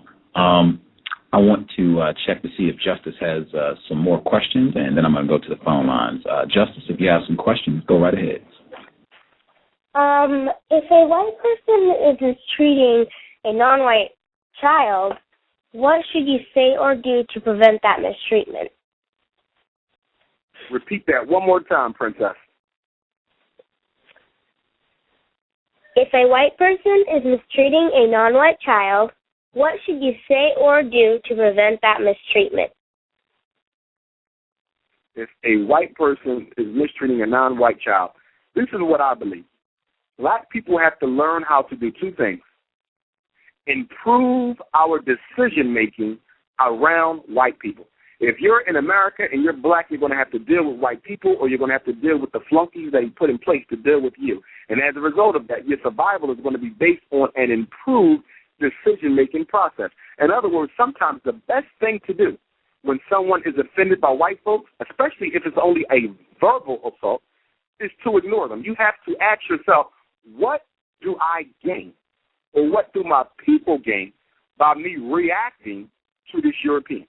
For example, there's sometimes I've heard things come out of the mouth of Europeans that I didn't agree with, but I decided that it wasn't in the best interest of my race to speak on it right then and there. Maybe I would wait till I had a lot of Europeans around and then exposed the devil for who he was around everybody. So now it's on record. Or sometimes I simply decided to just let that one go by because that particular person was not in a position to really do any harm to me or my race. So I would just allow that ignoramus to just be. We have to decide which acts we're going to ignore and which acts we're going to attack. My problem with black people is we tend to ignore the acts that we should be dealing with, and we tend to focus on the irrelevant acts. For example, let's say a white person rides down the street and calls you an N-word. Okay, they're not going to go to jail for calling you an N-word. Some black people might want to chase them down. If they catch them, they might beat them up. Now you're in jail for beating up the European for calling you an N-word. We have to be careful because a white man may come up to Umar Johnson by virtue of who I am and what status I hold in my community and call me an N-word to incite me to attack him, so now I can go to jail and lose what I have to fight for my people. So I have to be smart. I have to understand that this is a chess game. It is not checkers. And when you play chess, you cannot be emotional. On the flip side, if black people are being systematically discriminated against, like our children in the school, we don't do anything about that. But let a white person call a black person an expletive, we're all over the TV screaming. But when there's systematic oppression, we don't do anything. I want us to reverse that trend. I want us to start attacking systematic, structural white supremacy, and I want us to be a little bit more decisive, okay, as to whether or not we want to deal with the individual acts of racism that really have no control or power over us or what we need to be doing for ourselves. So we have to think. Think first, is it worth it, number one? Okay? And if it is worth it, we should go after it 100% with all tenacity, but we should not be wasting our time on irrelevant acts of discrimination. Okay, that'll be all for now. Thanks, Princess. Mm-hmm. I want to go to the phone lines. I know folks have some questions. Person who called in, last four digits 2736. 2736. If you have a question, go right ahead. Hey, thanks for taking my call, Gus. Question for the guest. What do we need to do as a community to convince each other that we're not the enemy and that we need to turn all of that hate and aggression towards our true enemy? Excellent question, beloved. I'm going to give you two examples, and although I don't support either of these examples totally, I want you to see the wisdom in it. When Mao Zedong came into control of China, he saw to it that almost 1 million people were exterminated. He shut down the borders of China and made sure that no Western propaganda could infect the minds of his children, of the nation's children. A lot of people thought what he did was cool. But when you look at China today, it is where it is by virtue of the strategies that Mao Zedong put into effect. In other words, we have to realize that unless we stop the negative information from coming into our people, we'll never be able to gain control of our people. And by control, I don't mean a dominating control, but a control that allows us to operationally unify with each other. Another example is Idi Amin of Uganda. Although he was Pan-Africanist, okay, there were some things about Idi Amin I did not like. But one thing I have to give respect to Idi Amin for doing was whenever a foreigner came into Uganda and thought that they were going to treat the Ugandan people as if they were less than them, they were expelled. When white dignitaries came to Uganda to meet with Idi Amin, and I even have a picture of this, he would make them get on their hands and knees and pay respect to him as the emperor of Uganda. He did this to create an atmosphere in the mind of black people that have been so used to colonialism for 400 years. And believe it or not, by virtue of some of the things that Idi Amin did, he's been able to transform the consciousness of his people. When's the last time you see white people on their knees paying respect to an African dignitary? Black people have always gotten on their knees and bended down on one knee for Europeans. I'm saying that to say that we are not going to be able to save everybody. Just like Idi Amin exterminated some Africans, just like Mao Zedong exterminated some Chinese. I'm not advocating exterminating black people. I want to be clear. I'm not advocating that. But I am advocating this associating ourselves with some members of our race until they are ready to come back into the fold. I think we are spending too much time and resources trying to fix adults as opposed to raising our children the way that they need to be. As my ancestor Frederick Douglass used to say, it is better to raise strong men or to raise healthy men than to repair broken adults. Or it's better to raise strong boys than to repair broken adults. I don't want us to be too reactionary. If you notice, we've been reactionary for the last 40 years. We've been trying to fix the adults, get them to see that what they're doing is wrong, get them to see that we need to unite. We have to understand that about 25 to 45% of the black people in America are never going to unite with the rest of us, could care less about who we are, could care less about their Africanity. So what we have to do is find the ones who do care. And most importantly, we got to raise up our children. Every time a new child is born into this world, every time God gives us a new life, that's an opportunity for us to get right what we've gotten wrong. The problem is, as Brother Gus said earlier, we don't have a socialization system. So while we're trying to convince the 25-year-old brother to stop beating his woman and harming his community, we're not showing the 5-year-old brother how to respect his mom and obey his big sister. We are neglecting our children to look out for our adults. I'm saying at this point, in this critical hour of our existence as African people, it's time to choose which adults need to be neglected and start focusing the rest of our energy on the proper raising of a new generation of African babies. Person who called in, your number's showing up as a blocked number. Person who called in with a blocked number. Did you have a question for Umar Abdullah Johnson? Is that me? That would be you. Absolutely. Okay. Greetings. Since you were on the show the last time, I've looked into the program for national certification for school psychologists, and I wanted to ask if you're going to get your bachelor's degree, does it need to be in psychology, or can it be in something like African history or African American history before you go for the master's in school psychology? And why do you think they're promoting white men to black women so hard if even we have the genetic ability to annihilate white genetics? Okay. Well, number one, your bachelor's, like with any field of study, your master's degree does not have to be in the same field as your bachelor's degree, okay? For example, a lot of lawyers did not major in pre-law as undergrads. A lot of psychologists didn't major in psychology as undergrads. It does not matter what you majored in undergrad. What matters is your grade point average, your CUME, and your GRE scores if you're going to a college that actually requires GRE scores. It's the scores and the QPA that matters more so than what your major is. And I do encourage you to pursue that career. We need more African school psychologists to prevent so many of our children from going into greater miseducation. Just like we have confinement and greater confinement, we have miseducation, and then we have greater miseducation.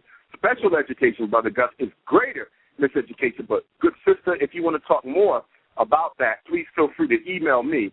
Not only you, but anyone who's listening to the Context of White Supremacy radio show. If you want to get in contact with me to schedule a lecture, an interview of your own, talk to me about careers in psychology, please feel free to call me at 215-989-9858. That's 215-989-9858. You can reach me by email at Umar Abdullah Johnson @yahoo.com. Umar Abdullah Johnson @yahoo.com. My bio can be found at blackexperts.com, blackspeakers.com, greatblackspeakers.com. I'm also on Facebook. And to get to the sister's other question, white men have always used black women as a way to control the black community. Okay? They exterminate black men as a way of exterminating the black community. But they use black women to gain access to and control over the black community. So a white man marrying a black woman, which is rare, by the way. I want to make sure we understand that. It is rare. The incidence of white men who marry black women is so small. The biggest incidence of interracial marriage is black men and white women. Most white men who date black women only use them as sexual favors, because in the white community, there's a myth that you really haven't had good sex until you've had a black woman, and you really haven't had good sex until you've had a black man. So a lot of a lot of white men date our sisters only so they can get their rocks off and fulfill their European manhood, because many of them are taught that you got to have a black woman in order for you to really, really not only experience sex, but to become a man. Okay, so a lot of black women dating white men thinking they're going to get married or going to get their feelings hurt. Those men are only using them for sexual favors, and then they're going to cast them back into the community from which they came. So they're not pushing white men on black women. Okay, they're not doing that. Okay, it is black men who are pushing themselves on white women. I was speaking in regards to all the commercial advertisements, movies, TV shows, internet pop-up ads. Like when I'm on. A lot of that. I follow you, Queen. A lot of that is being done to confuse you. Remember, whenever you're fighting a war, you want to confuse the victim. So by seeing all these interracial couples on television, and I'm seeing a lot of movies with interracial couples, I'm even seeing a lot of rap videos where the woman driving next to the rapper is not the Shanae queen with the weed, but a white woman. This is being done, okay, to confuse the victim. In other words, black people believe they're being mistreated. But when they turn on the television, the propaganda and brainwash tube, they say, well, wait a minute, we can't be getting mistreated because, look, there's a black man with a white woman. There's a white man with a black woman. That's only being done for confusion. If you look at the rate of interracial marriage of the white community outside into the black community, it's almost non-existent. It is almost exclusively a black male, white female thing. So I do understand what you're saying, but that's only being done to confuse the victim. The white man has been master at making black people think that he really believes in integration when the only thing he believes about is extermination. He is integrating you into a system so he can more readily exterminate you. And in fact, if you read the Brown versus Board of Education majority decision, you will see that the Chief Justice of the Supreme Court in 1954 said that one of the reasons he voted against segregation was because he felt that by integrating the black with the white, they could achieve their goals more effectively. I said the reason why the public schools was integrated is because white people believed that they could achieve their goals of racial control and extermination more effectively. I wanted to hop in to make sure I plugged the radio program, the Umar Abdullah Johnson Show. I believe it's every Wednesday at 6 p.m. Eastern at www.wnwr.com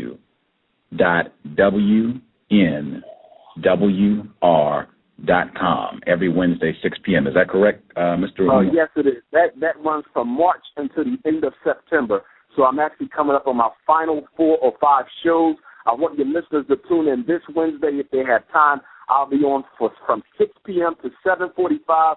Again, it's New World Radio. That's where the WNWR.com comes from. You can also listen to the Umar Johnson Show on your phone at no extra charge at 215-554-6101. And the topic of this Wednesday show is the philosophy and opinions of Umar Johnson, religion and spirituality. Last week we did my philosophy and opinions as it relates to Pan-African nationalism and the state of the race. But this Wednesday we will be looking at religion and spirituality and how it's being used against the black community. I also want to invite your listeners out to the National Black Theater in New York City, Harlem, New York City, the National Black Theater. I will be giving a free presentation on post-traumatic slavery disorder, Part 4, the miseducation of the 21st century Negro. That will be Monday, September the 27th at 5 o'clock. There is no cost. Monday, September 27th, 5 p.m., no cost. The National Black Theater, Manhattan, Harlem, New York City, 125th and 5th. I'm also hosting a dinner lecture here in Philadelphia on Wednesday, October the 20th at 6 o'clock at the Songhai Cultural Center in North Philadelphia, which is going to be entitled The State of Black Philadelphia, White Supremacy in the City of Jim Crow. And I will be on Chicago Public Television on September the 18th. That Saturday, I believe it's September the 18th. Email me or Facebook me to make sure, but I'm going to be doing an interview, face-to-face live interview, which will be followed by a presentation in the community with Brother Dawa Israel, and that's going to be on Chicago Public TV. I don't have the station offhand, but that'll be September the 18th, I believe. So all my Chicago people, please come on out. I got to get the exact information because right after the television interview we're going to do a public forum in Chicago as well. Outstanding. Please. What was the phone number again? I'm sorry, I missed it. Oh, not a problem. My phone number is 215-989-9858. 215-989-9858. I also want to let your listeners know that I offer a free psychoeducational parent workshop for the communities and black parents, community organizations, and churches. It is free. Depending on where you live, you may have to pay for my transportation and lodging, but there is no fee for the presentation. I train black parents on the 5 main areas of miseducation, which is special education, disruptive behavior, educational law, the expulsion process, okay, and also institutional racism as it relates to the schools and how homosexuality is being perpetrated. So if there's any listeners who want to host that workshop, which is going to be very, very important now that public school is about to begin, please feel free to contact me and get scheduled. I'll also be flying out to Ohio to speak for the Urban League up in Ohio sometime in October as well. So for my Ohio family, look for me there. And I'll be speaking in Atlanta, Georgia for the National Black African Holocaust Conference. Brother Eric Teray Muhammad, that's going to be the weekend of November 19th. Please go to his website, the Black African Holocaust Conference. Everybody's going to be presenting there. Karenga, Asante, I think Minister Farrakhan's coming. A lot of positive people going to be there, and I'm also going to be presenting there as well. So every month in the fall, I'll be in a different city to educate our race. Okay, thank you for that, but can you please give me the radio program number? The radio information. Okay, yeah. I'm sorry. The phone number for the radio show, Listen Live. This is the Listen Live number. You call it and you can hear the show over your phone, 215-554-6101. Again, you can hear the show at WNWR.com or on your phone at 215-554-6101. If you're in the Philadelphia, New Jersey, Delaware area, you can hear it on regular radio at 1540 a.m. Okay, thank you. I really appreciate it. That'll be all for now. Person who called in last 4 digits 1974. 1974. Did you have a question? Thanks for taking my call. Brother, you were speaking about black men and so-called scholars in the institution. Many of them are not displaying black masculinity. I was wondering if you could define that a little bit more in depth, because some of our brothers have the perception that black masculinity means to sleep with a lot of sisters, listen to loud hip-hop music and whatnot. So if you don't mind, could you go into a little bit more detail about that? Thanks. Yes, indeed. Let me first deal with the brothers who are defining their manhood in purely sexual and aggressive fashion. One thing you have to understand about human nature, and men in particular, that we all have a need to feel good about ourselves. Everybody does. And when we are not allowed to feel good about ourselves for doing positive things, then we automatically make ourselves feel good about doing the negative things. That's one of the reasons why you see black men brag about how many women they slept with. Hopefully they're not still doing that, but I know some of them are, especially our youth, because this is how we're socialized by the older men. Okay, manhood depends on how many people you can beat up and how many women you can impregnate. Now, harming other black men, okay, by beating them up, and harming other black women by giving them babies that you don't want to take care of is destructive to the black community. But it doesn't matter, because I have a need to feel good about myself. And since white supremacy is not going to allow me to feel good about myself by getting a decent education, or feel good about myself by getting a decent job, or feel good about myself by owning my own business necessarily, or feeling good about myself by being a leader in my community without having to be exterminated by them, all he has left me was sex and violence. And because the only thing he has left me is sex and violence, because I have a human need to feel good about myself, I'm going to use sex and violence as a way to develop a positive self-concept about myself. For example, I find the same thing in academics. My dissertation, if these Europeans ever allow me to defend it, looks at the relationship between self-concept and academic achievement. Guess what the research is showing me? The research is showing me that black boys disidentify with academics altogether. And that is how a black male who has all F's on his report card, a black male who has dropped out of school, even if he is not an athlete, still feels good about himself. Why? Because he has simply disidentified from the system that has not allowed him to be a success and totally identify with systems that have allowed him to be a success, namely the systems of sex and violence. So until we as a community fight to give black men something else to be proud of, they are going to continue to use sex and violence as a way to affirm their manhood. And to talk about the other issue you mentioned about the Negro intellectuals posing as warriors, scholar capitalists who are posing as scholar activists. A scholar capitalist is someone who speaks, talks, writes, and teaches to get paid. They're capitalists. They're simply using culture as a means to the money. A scholar activist is someone who is using the information to liberate. They are not primarily concerned with money. They are primarily concerned with liberation and emancipation. They are at black community meetings and organizations offering their services for free, like Umar Johnson does without a price tag. That's the difference between a scholar capitalist and a scholar activist. If you go to half these black scholars and ask them to come to your community and do something free, they'll look at you like you're crazy because they're not scholar activists. They are scholar capitalists. And to that end, there's a book, good brother, that I think you would like to read. It's an excellent book. It is called Betrayal.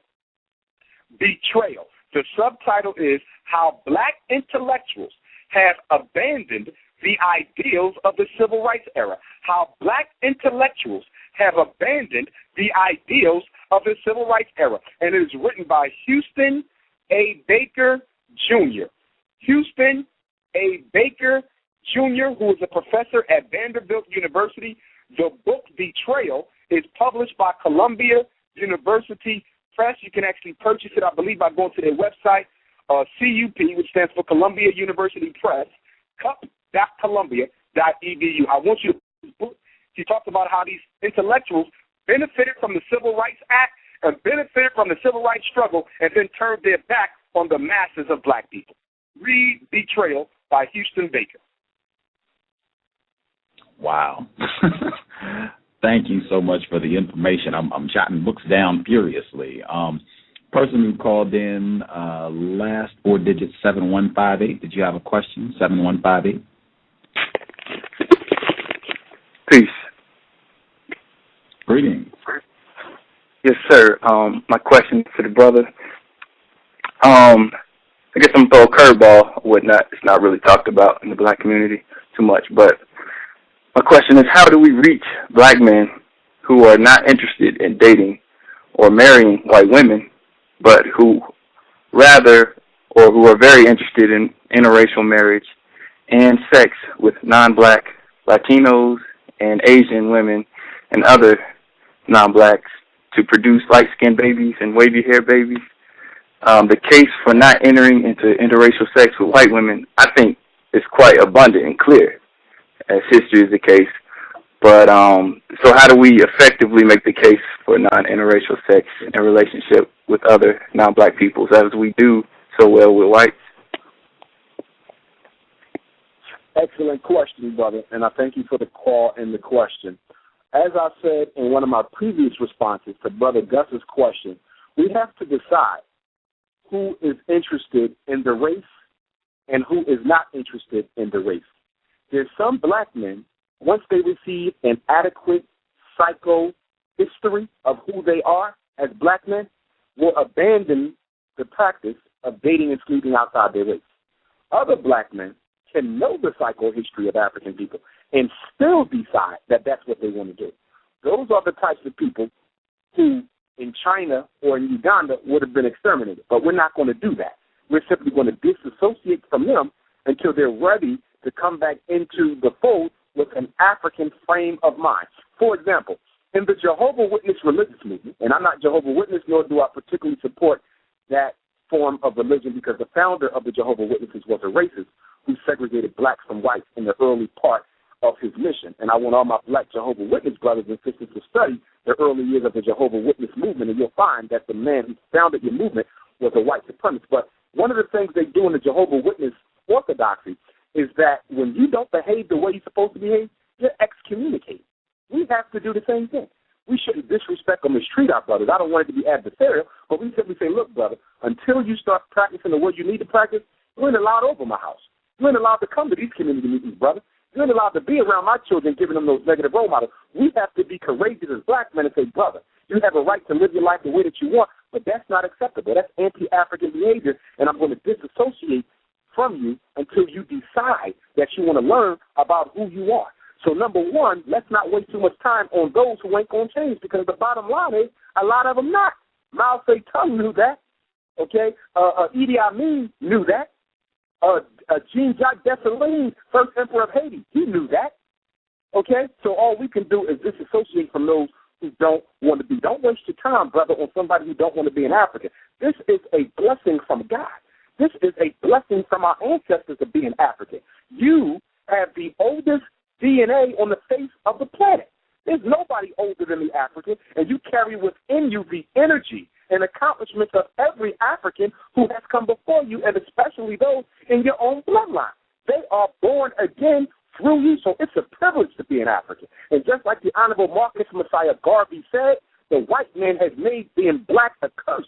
I shall make it a blessing. And we have to make being an African a blessing. So for brothers who are in love with white culture, because if you're in love with white women, you're in love with white culture. For brothers who are in love with white culture, once they see that we love who we are, many of them are going to start second-guessing their behavior. We have to reclaim our race the same way Europeans have claimed our race. How do they propagate? How do they brainwash black people? They do it unconditionally. You have to do the same thing. When somebody wants to make somebody join their religion, they don't just hit them with a whole bunch of dogma. They invite them to the events. They invite them to the lectures. They invite them to the trips. We got to do the same thing. When you're having something conscious in your city, invite an unconscious brother. Invite an unconscious sister. Do not try to force your ideology on them right away, because they will run away from you because they have been taught to hate. That is their psychohistory. So we have to give them their real psychohistory that predated the mental conditioning of the European. Invite them to come amongst you. And once they have been around you and saw the wisdom of what you're doing, they will naturally gravitate to it. When I used to be Minister of Education for the Marcus Garvey movement, there was a lot of people who say, I can't say race first, Brother Umar. I'm not there. I can't say I'm race first. I would say, you know what, brother? You know what, sister? It's okay if you can't say that. Well, do you mind coming to the meeting? We're showing the film tonight. Do you mind coming? Okay, we're having Garvey Week. Do you mind participating? Don't try to beat them up consciously, because their conscious mind will resist them. Get them unconsciously by doing what? The same thing the European does. Inundate them with positive images of themselves and what you're trying to do. And if you do that long enough, I don't care who it is. I don't care who it is. If you give somebody positive propaganda, just like if you give them negative propaganda, sooner or later they're going to succumb to it. The reason why we are losing the propaganda war, the misinformation war, is because we are not inundating our people with enough positive propaganda about who they are and who we must become. Person who dialed in, last four digits, 5716. 5716. Your line is open if you have a question.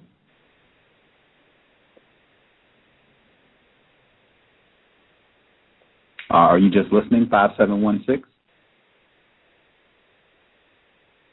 Okay, I will assume you're listening. The last four digits, 2736. 2736. Did you have a question?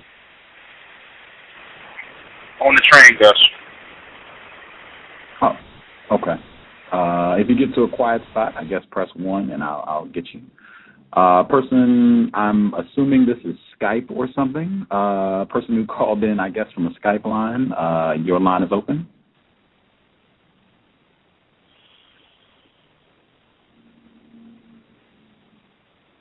Person, if you dialed in from a Skype line, the number is just showing up as 0123456. So if you called in from, I guess, a block number or a Skype line, if you have a question, go right ahead.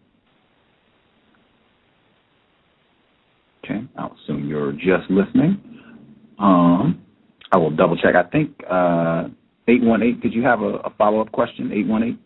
Yes, one more. I wanted to ask Brother Johnson, those of us who may be interested in doing books for children or things for black children, do you know of any black-owned publishing companies that we may be able to get those books out through?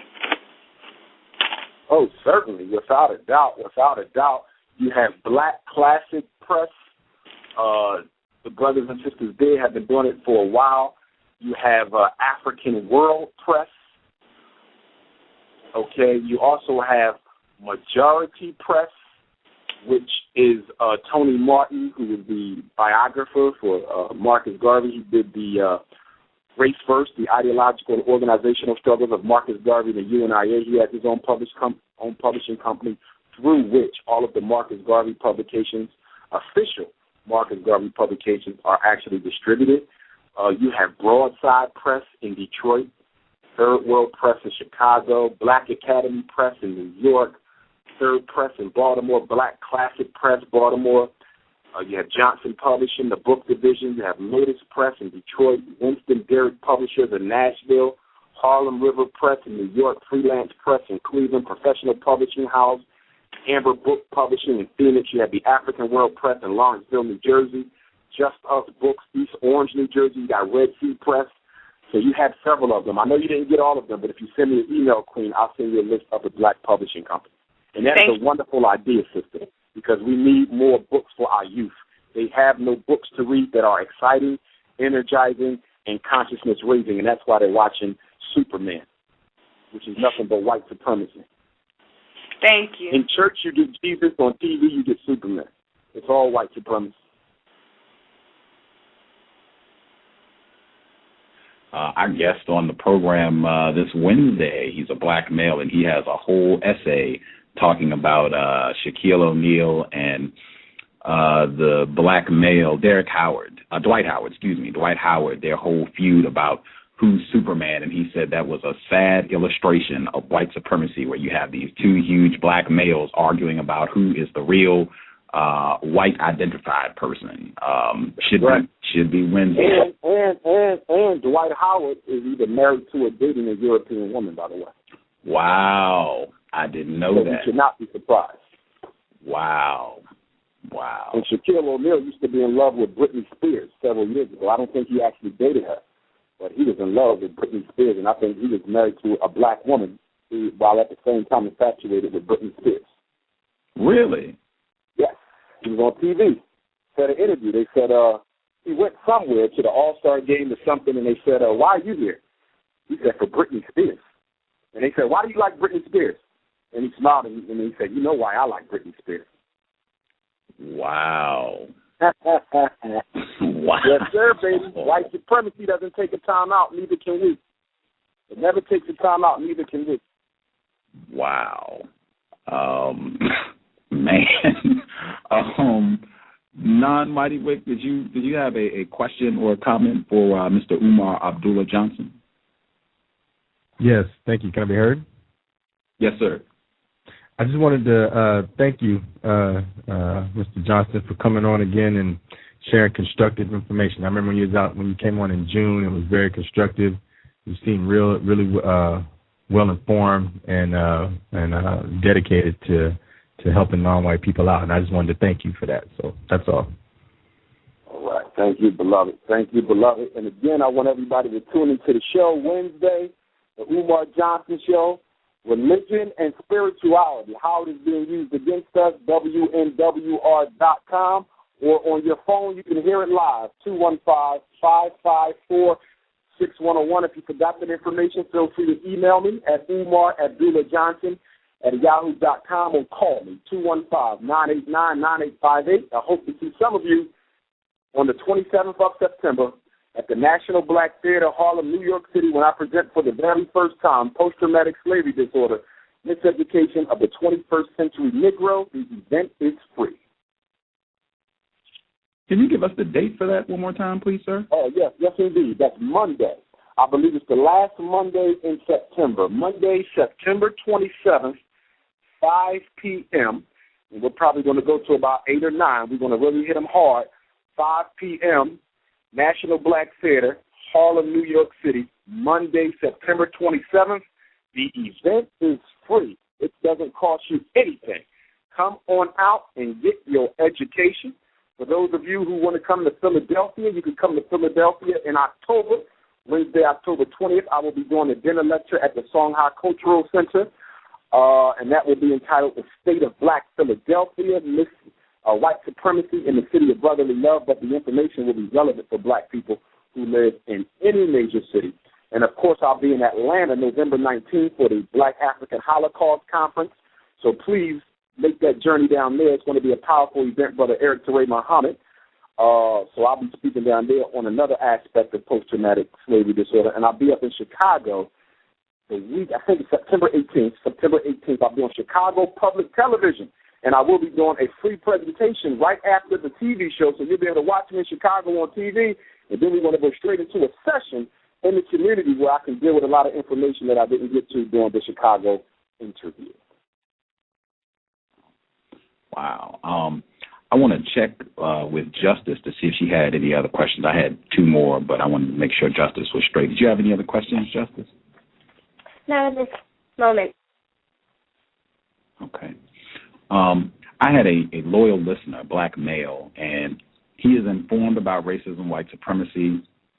He heard you on the program last time, and he said one of the things that he's struggling with, being a black male in a system of white supremacy, not being allowed to be a provider, a protector, it is very difficult for him. He's married to a black female, and he said, his black female, his wife, she has a great job, makes lots of money, and he said it's just very difficult psychologically seeing his wife go out and make all the money. He's not making a lot of money, taking care of the kids. It's very hard for him to think of himself as a man when he's not allowed to do all of the things that he feels a man, a husband, and a father should do. Do you have some suggestions to kind of help black males deal with that problem? Well, number one, I think the problem is deeper than the amount of income that his queen is making. It's deeper than that, brother, because his sister can make more money than you and it doesn't bother you. So if your brother want to reach me, we can talk further about that. But the issue ain't money. The issue there sounds like he's suffering from some of the effects of emasculation. That's what it sounds like. It's deeper than the money, brother, because manhood is more than just who brings home the most money. Okay, it's more than that. So we have to see what is his definition of black manhood. We got to start with his beliefs. What is his core beliefs about black manhood? But it's deeper than what she's making. From a psychotherapy standpoint, it's way deeper than that. It's something deeper there that he might not be aware of. We need to talk about. Wow. Okay. What, I guess, if you could share, what is your definition for black manhood? Wow. You know what? That's the first time I've been asked that question, and that's an important question. So what we're going to do, we're going to save that definition for the next interview because I want it to be thorough. Okay. You gave me some homework, brother. You gave me some homework.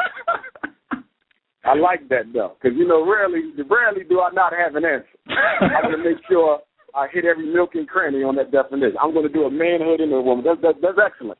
In fact, I might got to move that into my New York City presentation. Brother Justin gave me some homework. Okay. I like that. You loaded us up with a lot, so I'm glad we were able to at least give you one thing you could work on.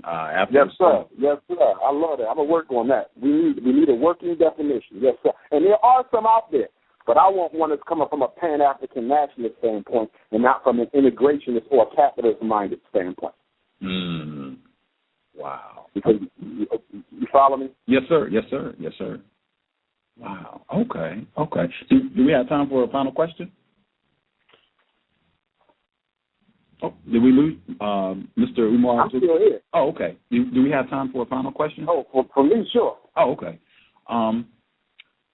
I believe it. Well, I'll ask it plain. How long do you think it's going to take us to resolve the problem of racism, white supremacy? Well, here's the thing. In order for white supremacy to fall, there must be something stronger to replace it. if most people on the earth are hungry and starving and don't know where their next meal is going to come from, I think it's crystal clear that people don't desire white supremacy, but they're too afraid to do something about it, nor do they know what to do about it.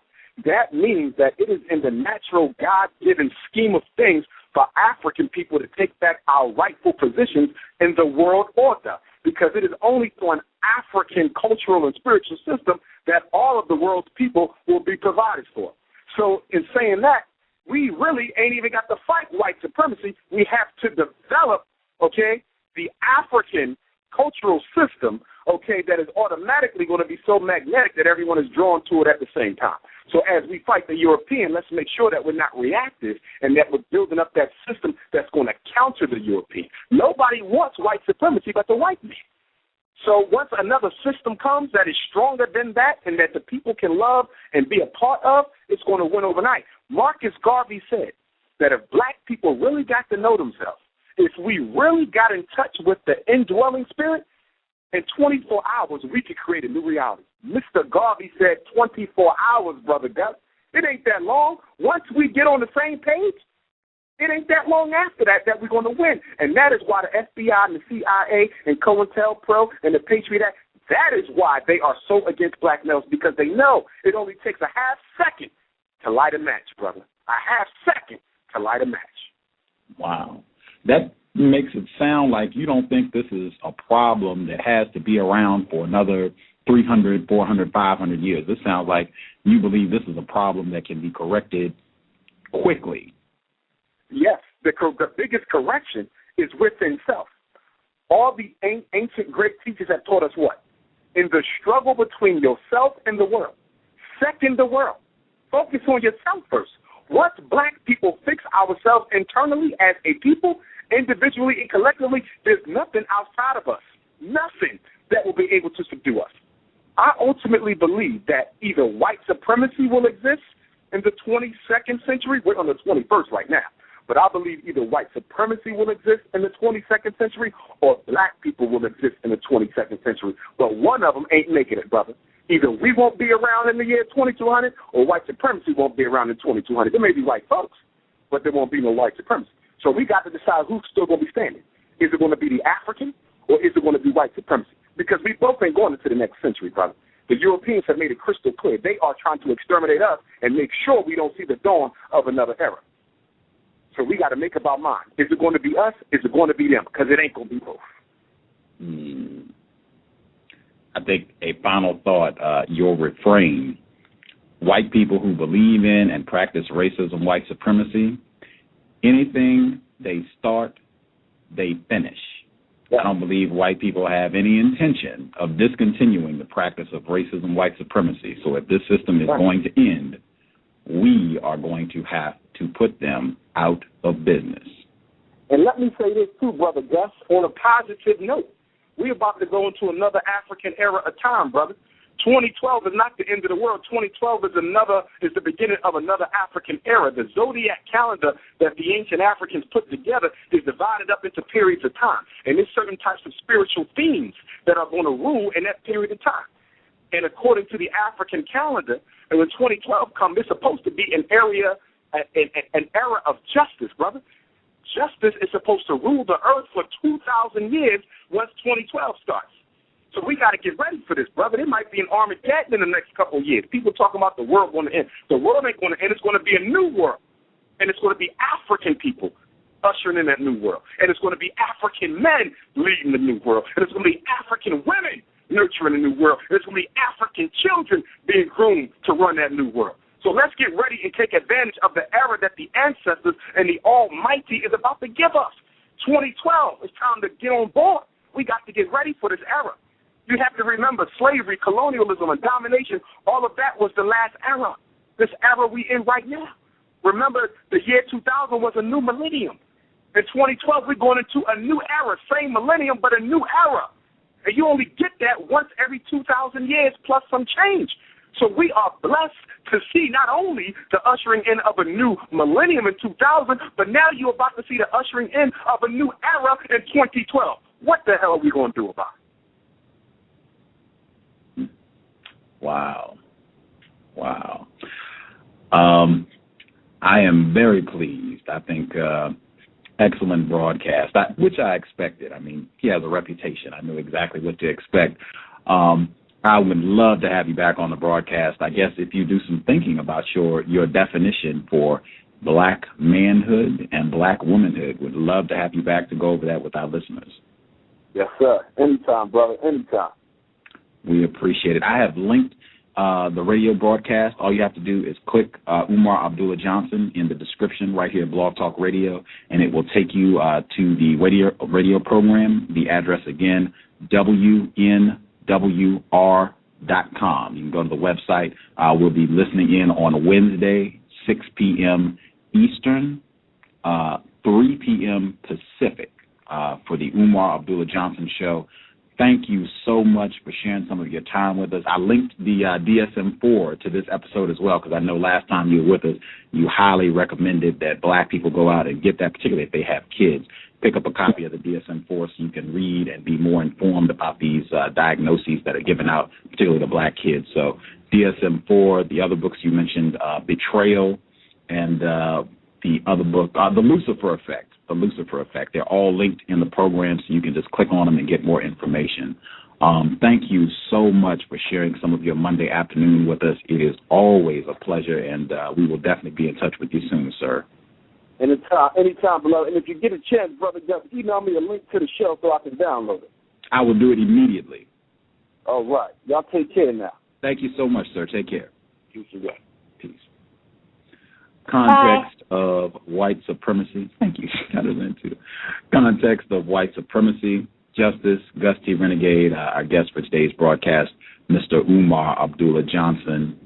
Pleasure to have him on the program. Have to do my obligatory hat tip to Sister Nefertari, Mary Moot Nzinga. She was the first person who informed me about him.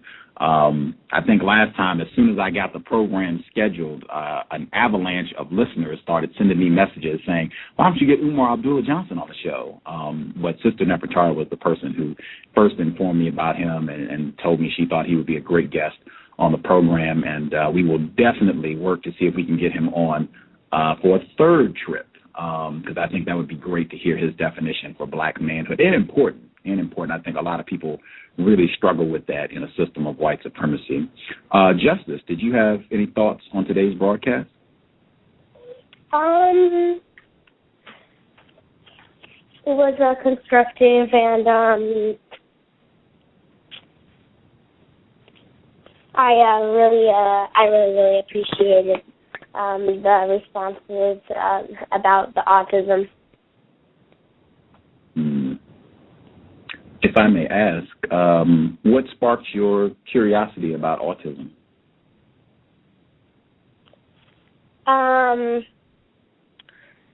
My cousin, both cousins have autism, so I wanted to get some information about that. Oh. Wow. What you should be doing. I think that's great. Anytime you can get information that will directly help you assist family, friends, people that you care about, does not get any better than that. That's excellent. Did he give you some helpful information to help you get a better understanding of autism? Yes. Okay. Right on. I guess any listeners out there, if we have any, I don't know, doctors or people who are more informed about autism, perhaps you can pass Justice an email if you have some more information you would like to share with her. That would be great. I want you to give your email address, but I had a question that a listener emailed me for you. Are you okay taking one question? Sure. Okay. They were listening to yesterday's program with Mary-Ra Kwesi and Ashra Kwesi, and they heard you say that you wanted to take the trip to Africa that they do, the tour that they do twice a year. And their question was,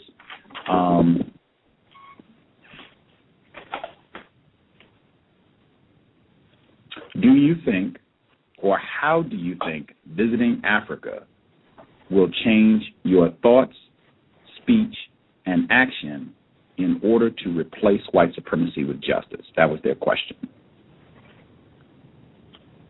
That's a pretty hard question. It is.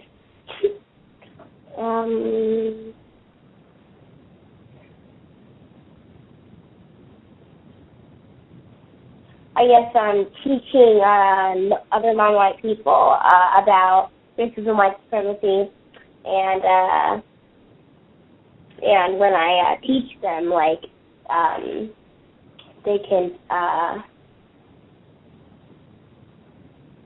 like do the things that I'm doing now, like trying to replace white supremacy with justice. And then that's my response. Okay. I hope that answered her question. I suspect this person, I speak with her pretty regularly, so I'm sure she'll email me back if she liked the answer or she felt she has more to ask about that question. I'm sure she'll get in touch with me. Dig that. Interesting. I also, a listener just sent this to me. Apparently, this is showing Dwight Howard. He has a offspring with a non-white female, a black female. It looks like she either is or was a cheerleader for the Orlando Magic. Now, I don't know who he's with now, but at least he did have a child, it looks like, with a black female. So I don't know if they're still together. He might be with somebody else, but it looks like he did have an offspring with a black female. So got that out. I don't know who he's dating now, but it looks like he did have an offspring with a black female. Let's see. I'm not going to hang out today either. I'm really on the conservation of energy because we have a lot of programs, and they're adding a program got added today. We will be back tomorrow. Excuse me, not tomorrow. We'll be back on Wednesday, and we'll be talking about Dwight Howard again. Who is the victim? I don't have anything bad to say about Dwight Howard or Shaquille O'Neal or anybody else. They're victim. Hopefully, they will become listeners of this program and they can be investors. I could have got my MacBook Pro like that. But yeah, they're victims, and but we'll be chatting about them some more on Wednesday. Our guest, Mbewe Asia Ishangi, he is the founder of the Ghetto Times. Right online. They have journals, they have videos, essays, fantastic website. They talk a lot about racism, white supremacy. He'll be with us on Wednesday, September 1st at 8 p.m. Eastern, 7 p.m. Central, and 5 p.m. Pacific. Be going prime time on Wednesday. Should be outstanding. And we're rolling very hard this week. On Thursday, Professor Griff makes his second visit to the context of white supremacy. It'll be Thursday at 2 p.m. Eastern, afternoon show, 2 p.m. Eastern, 1 p.m. Central, and 11 a.m. Pacific. I guess if you're on the West Coast, it'll be in the morning. But Professor Griff, second trip to the context of white supremacy. On Friday, Paul Ifeanyi Grant, live from the United Kingdom, black male.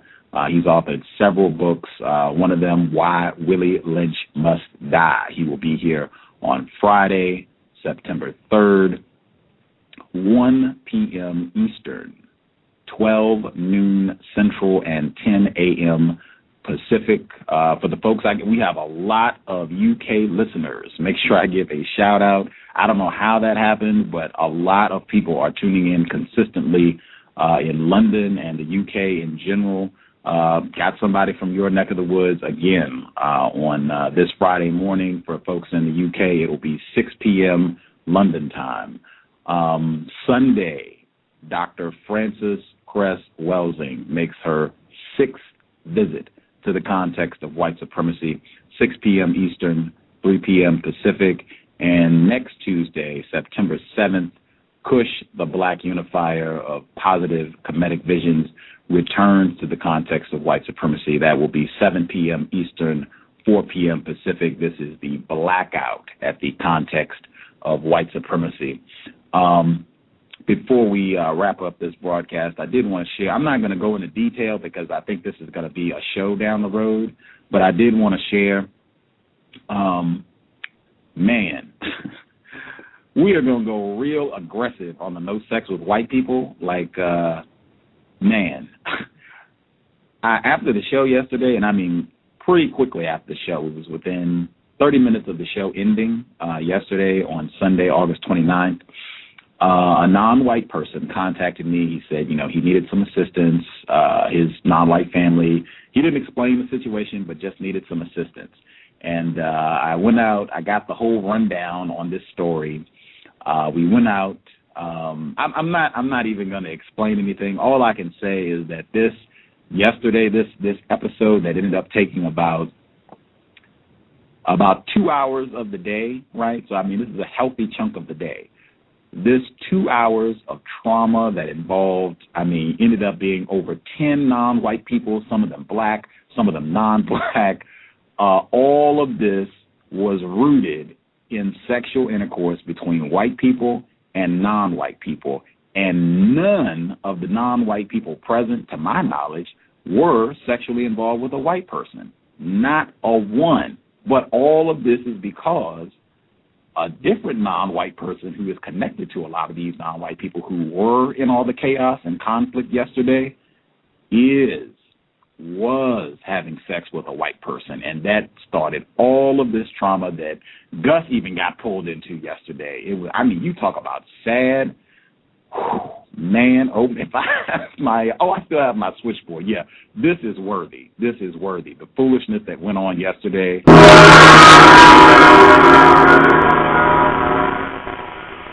This is going to be a whole program. Just stay tuned. The whole 2 hours that happened yesterday, we are going to recap, the entire sad affair because it was totally disgraceful. And having sex with white people was at the root of everything that happened. So just stay tuned. It'll be coming down the road, hopefully as soon as possible. I'm good. I'm going to go relax. It's a pretty day out here in Seattle. I'm going to relax, recuperate, prepare for Wednesday's broadcast. Justice, would you like to give your email address? justice.asap@yahoo.com. Again, justice.asap@yahoo.com. Outstanding. And I'm sorry. Just did you say to, like, if you get any information on autism, you should send it to Justice? Did you say that? I believe I did. Yes, ma'am. Oh, okay. Yeah, anybody who gets any information on that, please send me that information, especially how to fix that problem. There you go. Justice.asap@yahoo.com. If you have information on autism, she would appreciate it. I'm going to give out these suggestions again about people that want to call in because the phone lines did fill up again today, as I thought they would. Suggestions again. Carpool for the phone, right? All this is find one person. Thousands of people have listened to this program. All you got to do is contact one person that you know. All the people that have called and chatted and such, get a buddy. Shoot them an email. That's all you got to do. You don't have to be friends. You don't have to have a whole lot of contact. Just, hey, we're just going to agree to three-way so that both of us can have access to call the cows and ask questions. Real simple. You can work it out on the Facebook group. That's linked on the show page. Go to the Facebook group. You can go there. Hey, I'm looking to connect with one other person. That way we can three-way and make sure that, we can ask our questions and listen. Even if we're just interested in listening, we can pair up, and that way more people can have access to listen and or comment on the program. Use the Facebook group. If you call and you're on the air, you can make that known. Hey, I'm willing to partner up with one person in three-way. Real easy. I don't think that would put you in too much danger. I don't think, and that would help add more people to the line. Skype works. The thing with Skype, I want to make sure I'm very clear about this. For Skype, you cannot call me. to get on. I have to call you. It's very irritating when I get calls during the show because I decline, and today I got like 1,000 calls, and I kept declining, and people kept calling, and I was explaining I have to call you, you can't call me, and they continue to call. So please don't do that. That's the sort of irritant where I dump contacts so that you won't be able to call me at all. All you have to do is get a Skype account. Once you have your Skype account, send me an email with your handle. My email address is untiljustice@gmail.com, just like it sounds. Send me an email address with your handle. I will add you. All you have to do is get online, and I can add you on Skype. You can chat, send me a message. Don't call. Just start a chat and send me a little message. Please add me to the show. Very simple. And make sure you mute your line, okay? If you do not mute your line, I am going to disconnect you because it just adds distortion to the broadcast if you're listening and typing, because we can hear you typing on the keyboard, or if you're talking to other people, if you're listening to the television, or if you just got a lot of background disturbance, just make sure you mute your line. Really helpful and preserves the quality of the broadcast. So very simple for Skype. Email me your handle. Be on Skype during the show, and I can add you to the call. Very easy, no problem.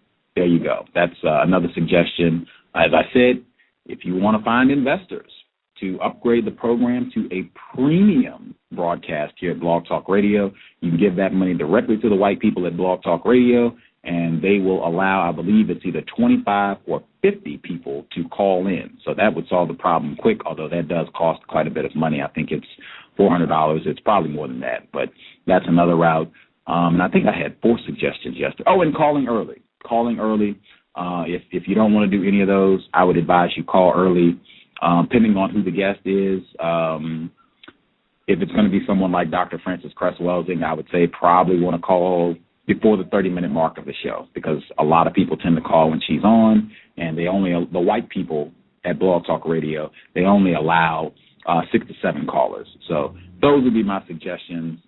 If you want to call, participate, ask questions, or just listen after the live stream ends at the 2-hour mark. Those would be my suggestions to solve that problem. Other than that, I think that will do it. Thank you all for tuning into the broadcast. I hope it has been constructive. Again, we'll be back on Wednesday, September 1st, 8 p.m. Eastern, 5 p.m. Pacific, Mbewe, Asia Ishangi.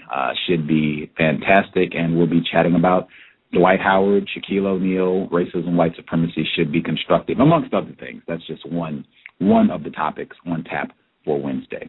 Thank you all for tuning in. Justice, Gus T Renegade. We will be back in a couple days. The blackout, end of summer blackout, context of white supremacy. Thank you so much. We'll be back soon. Cows signing out.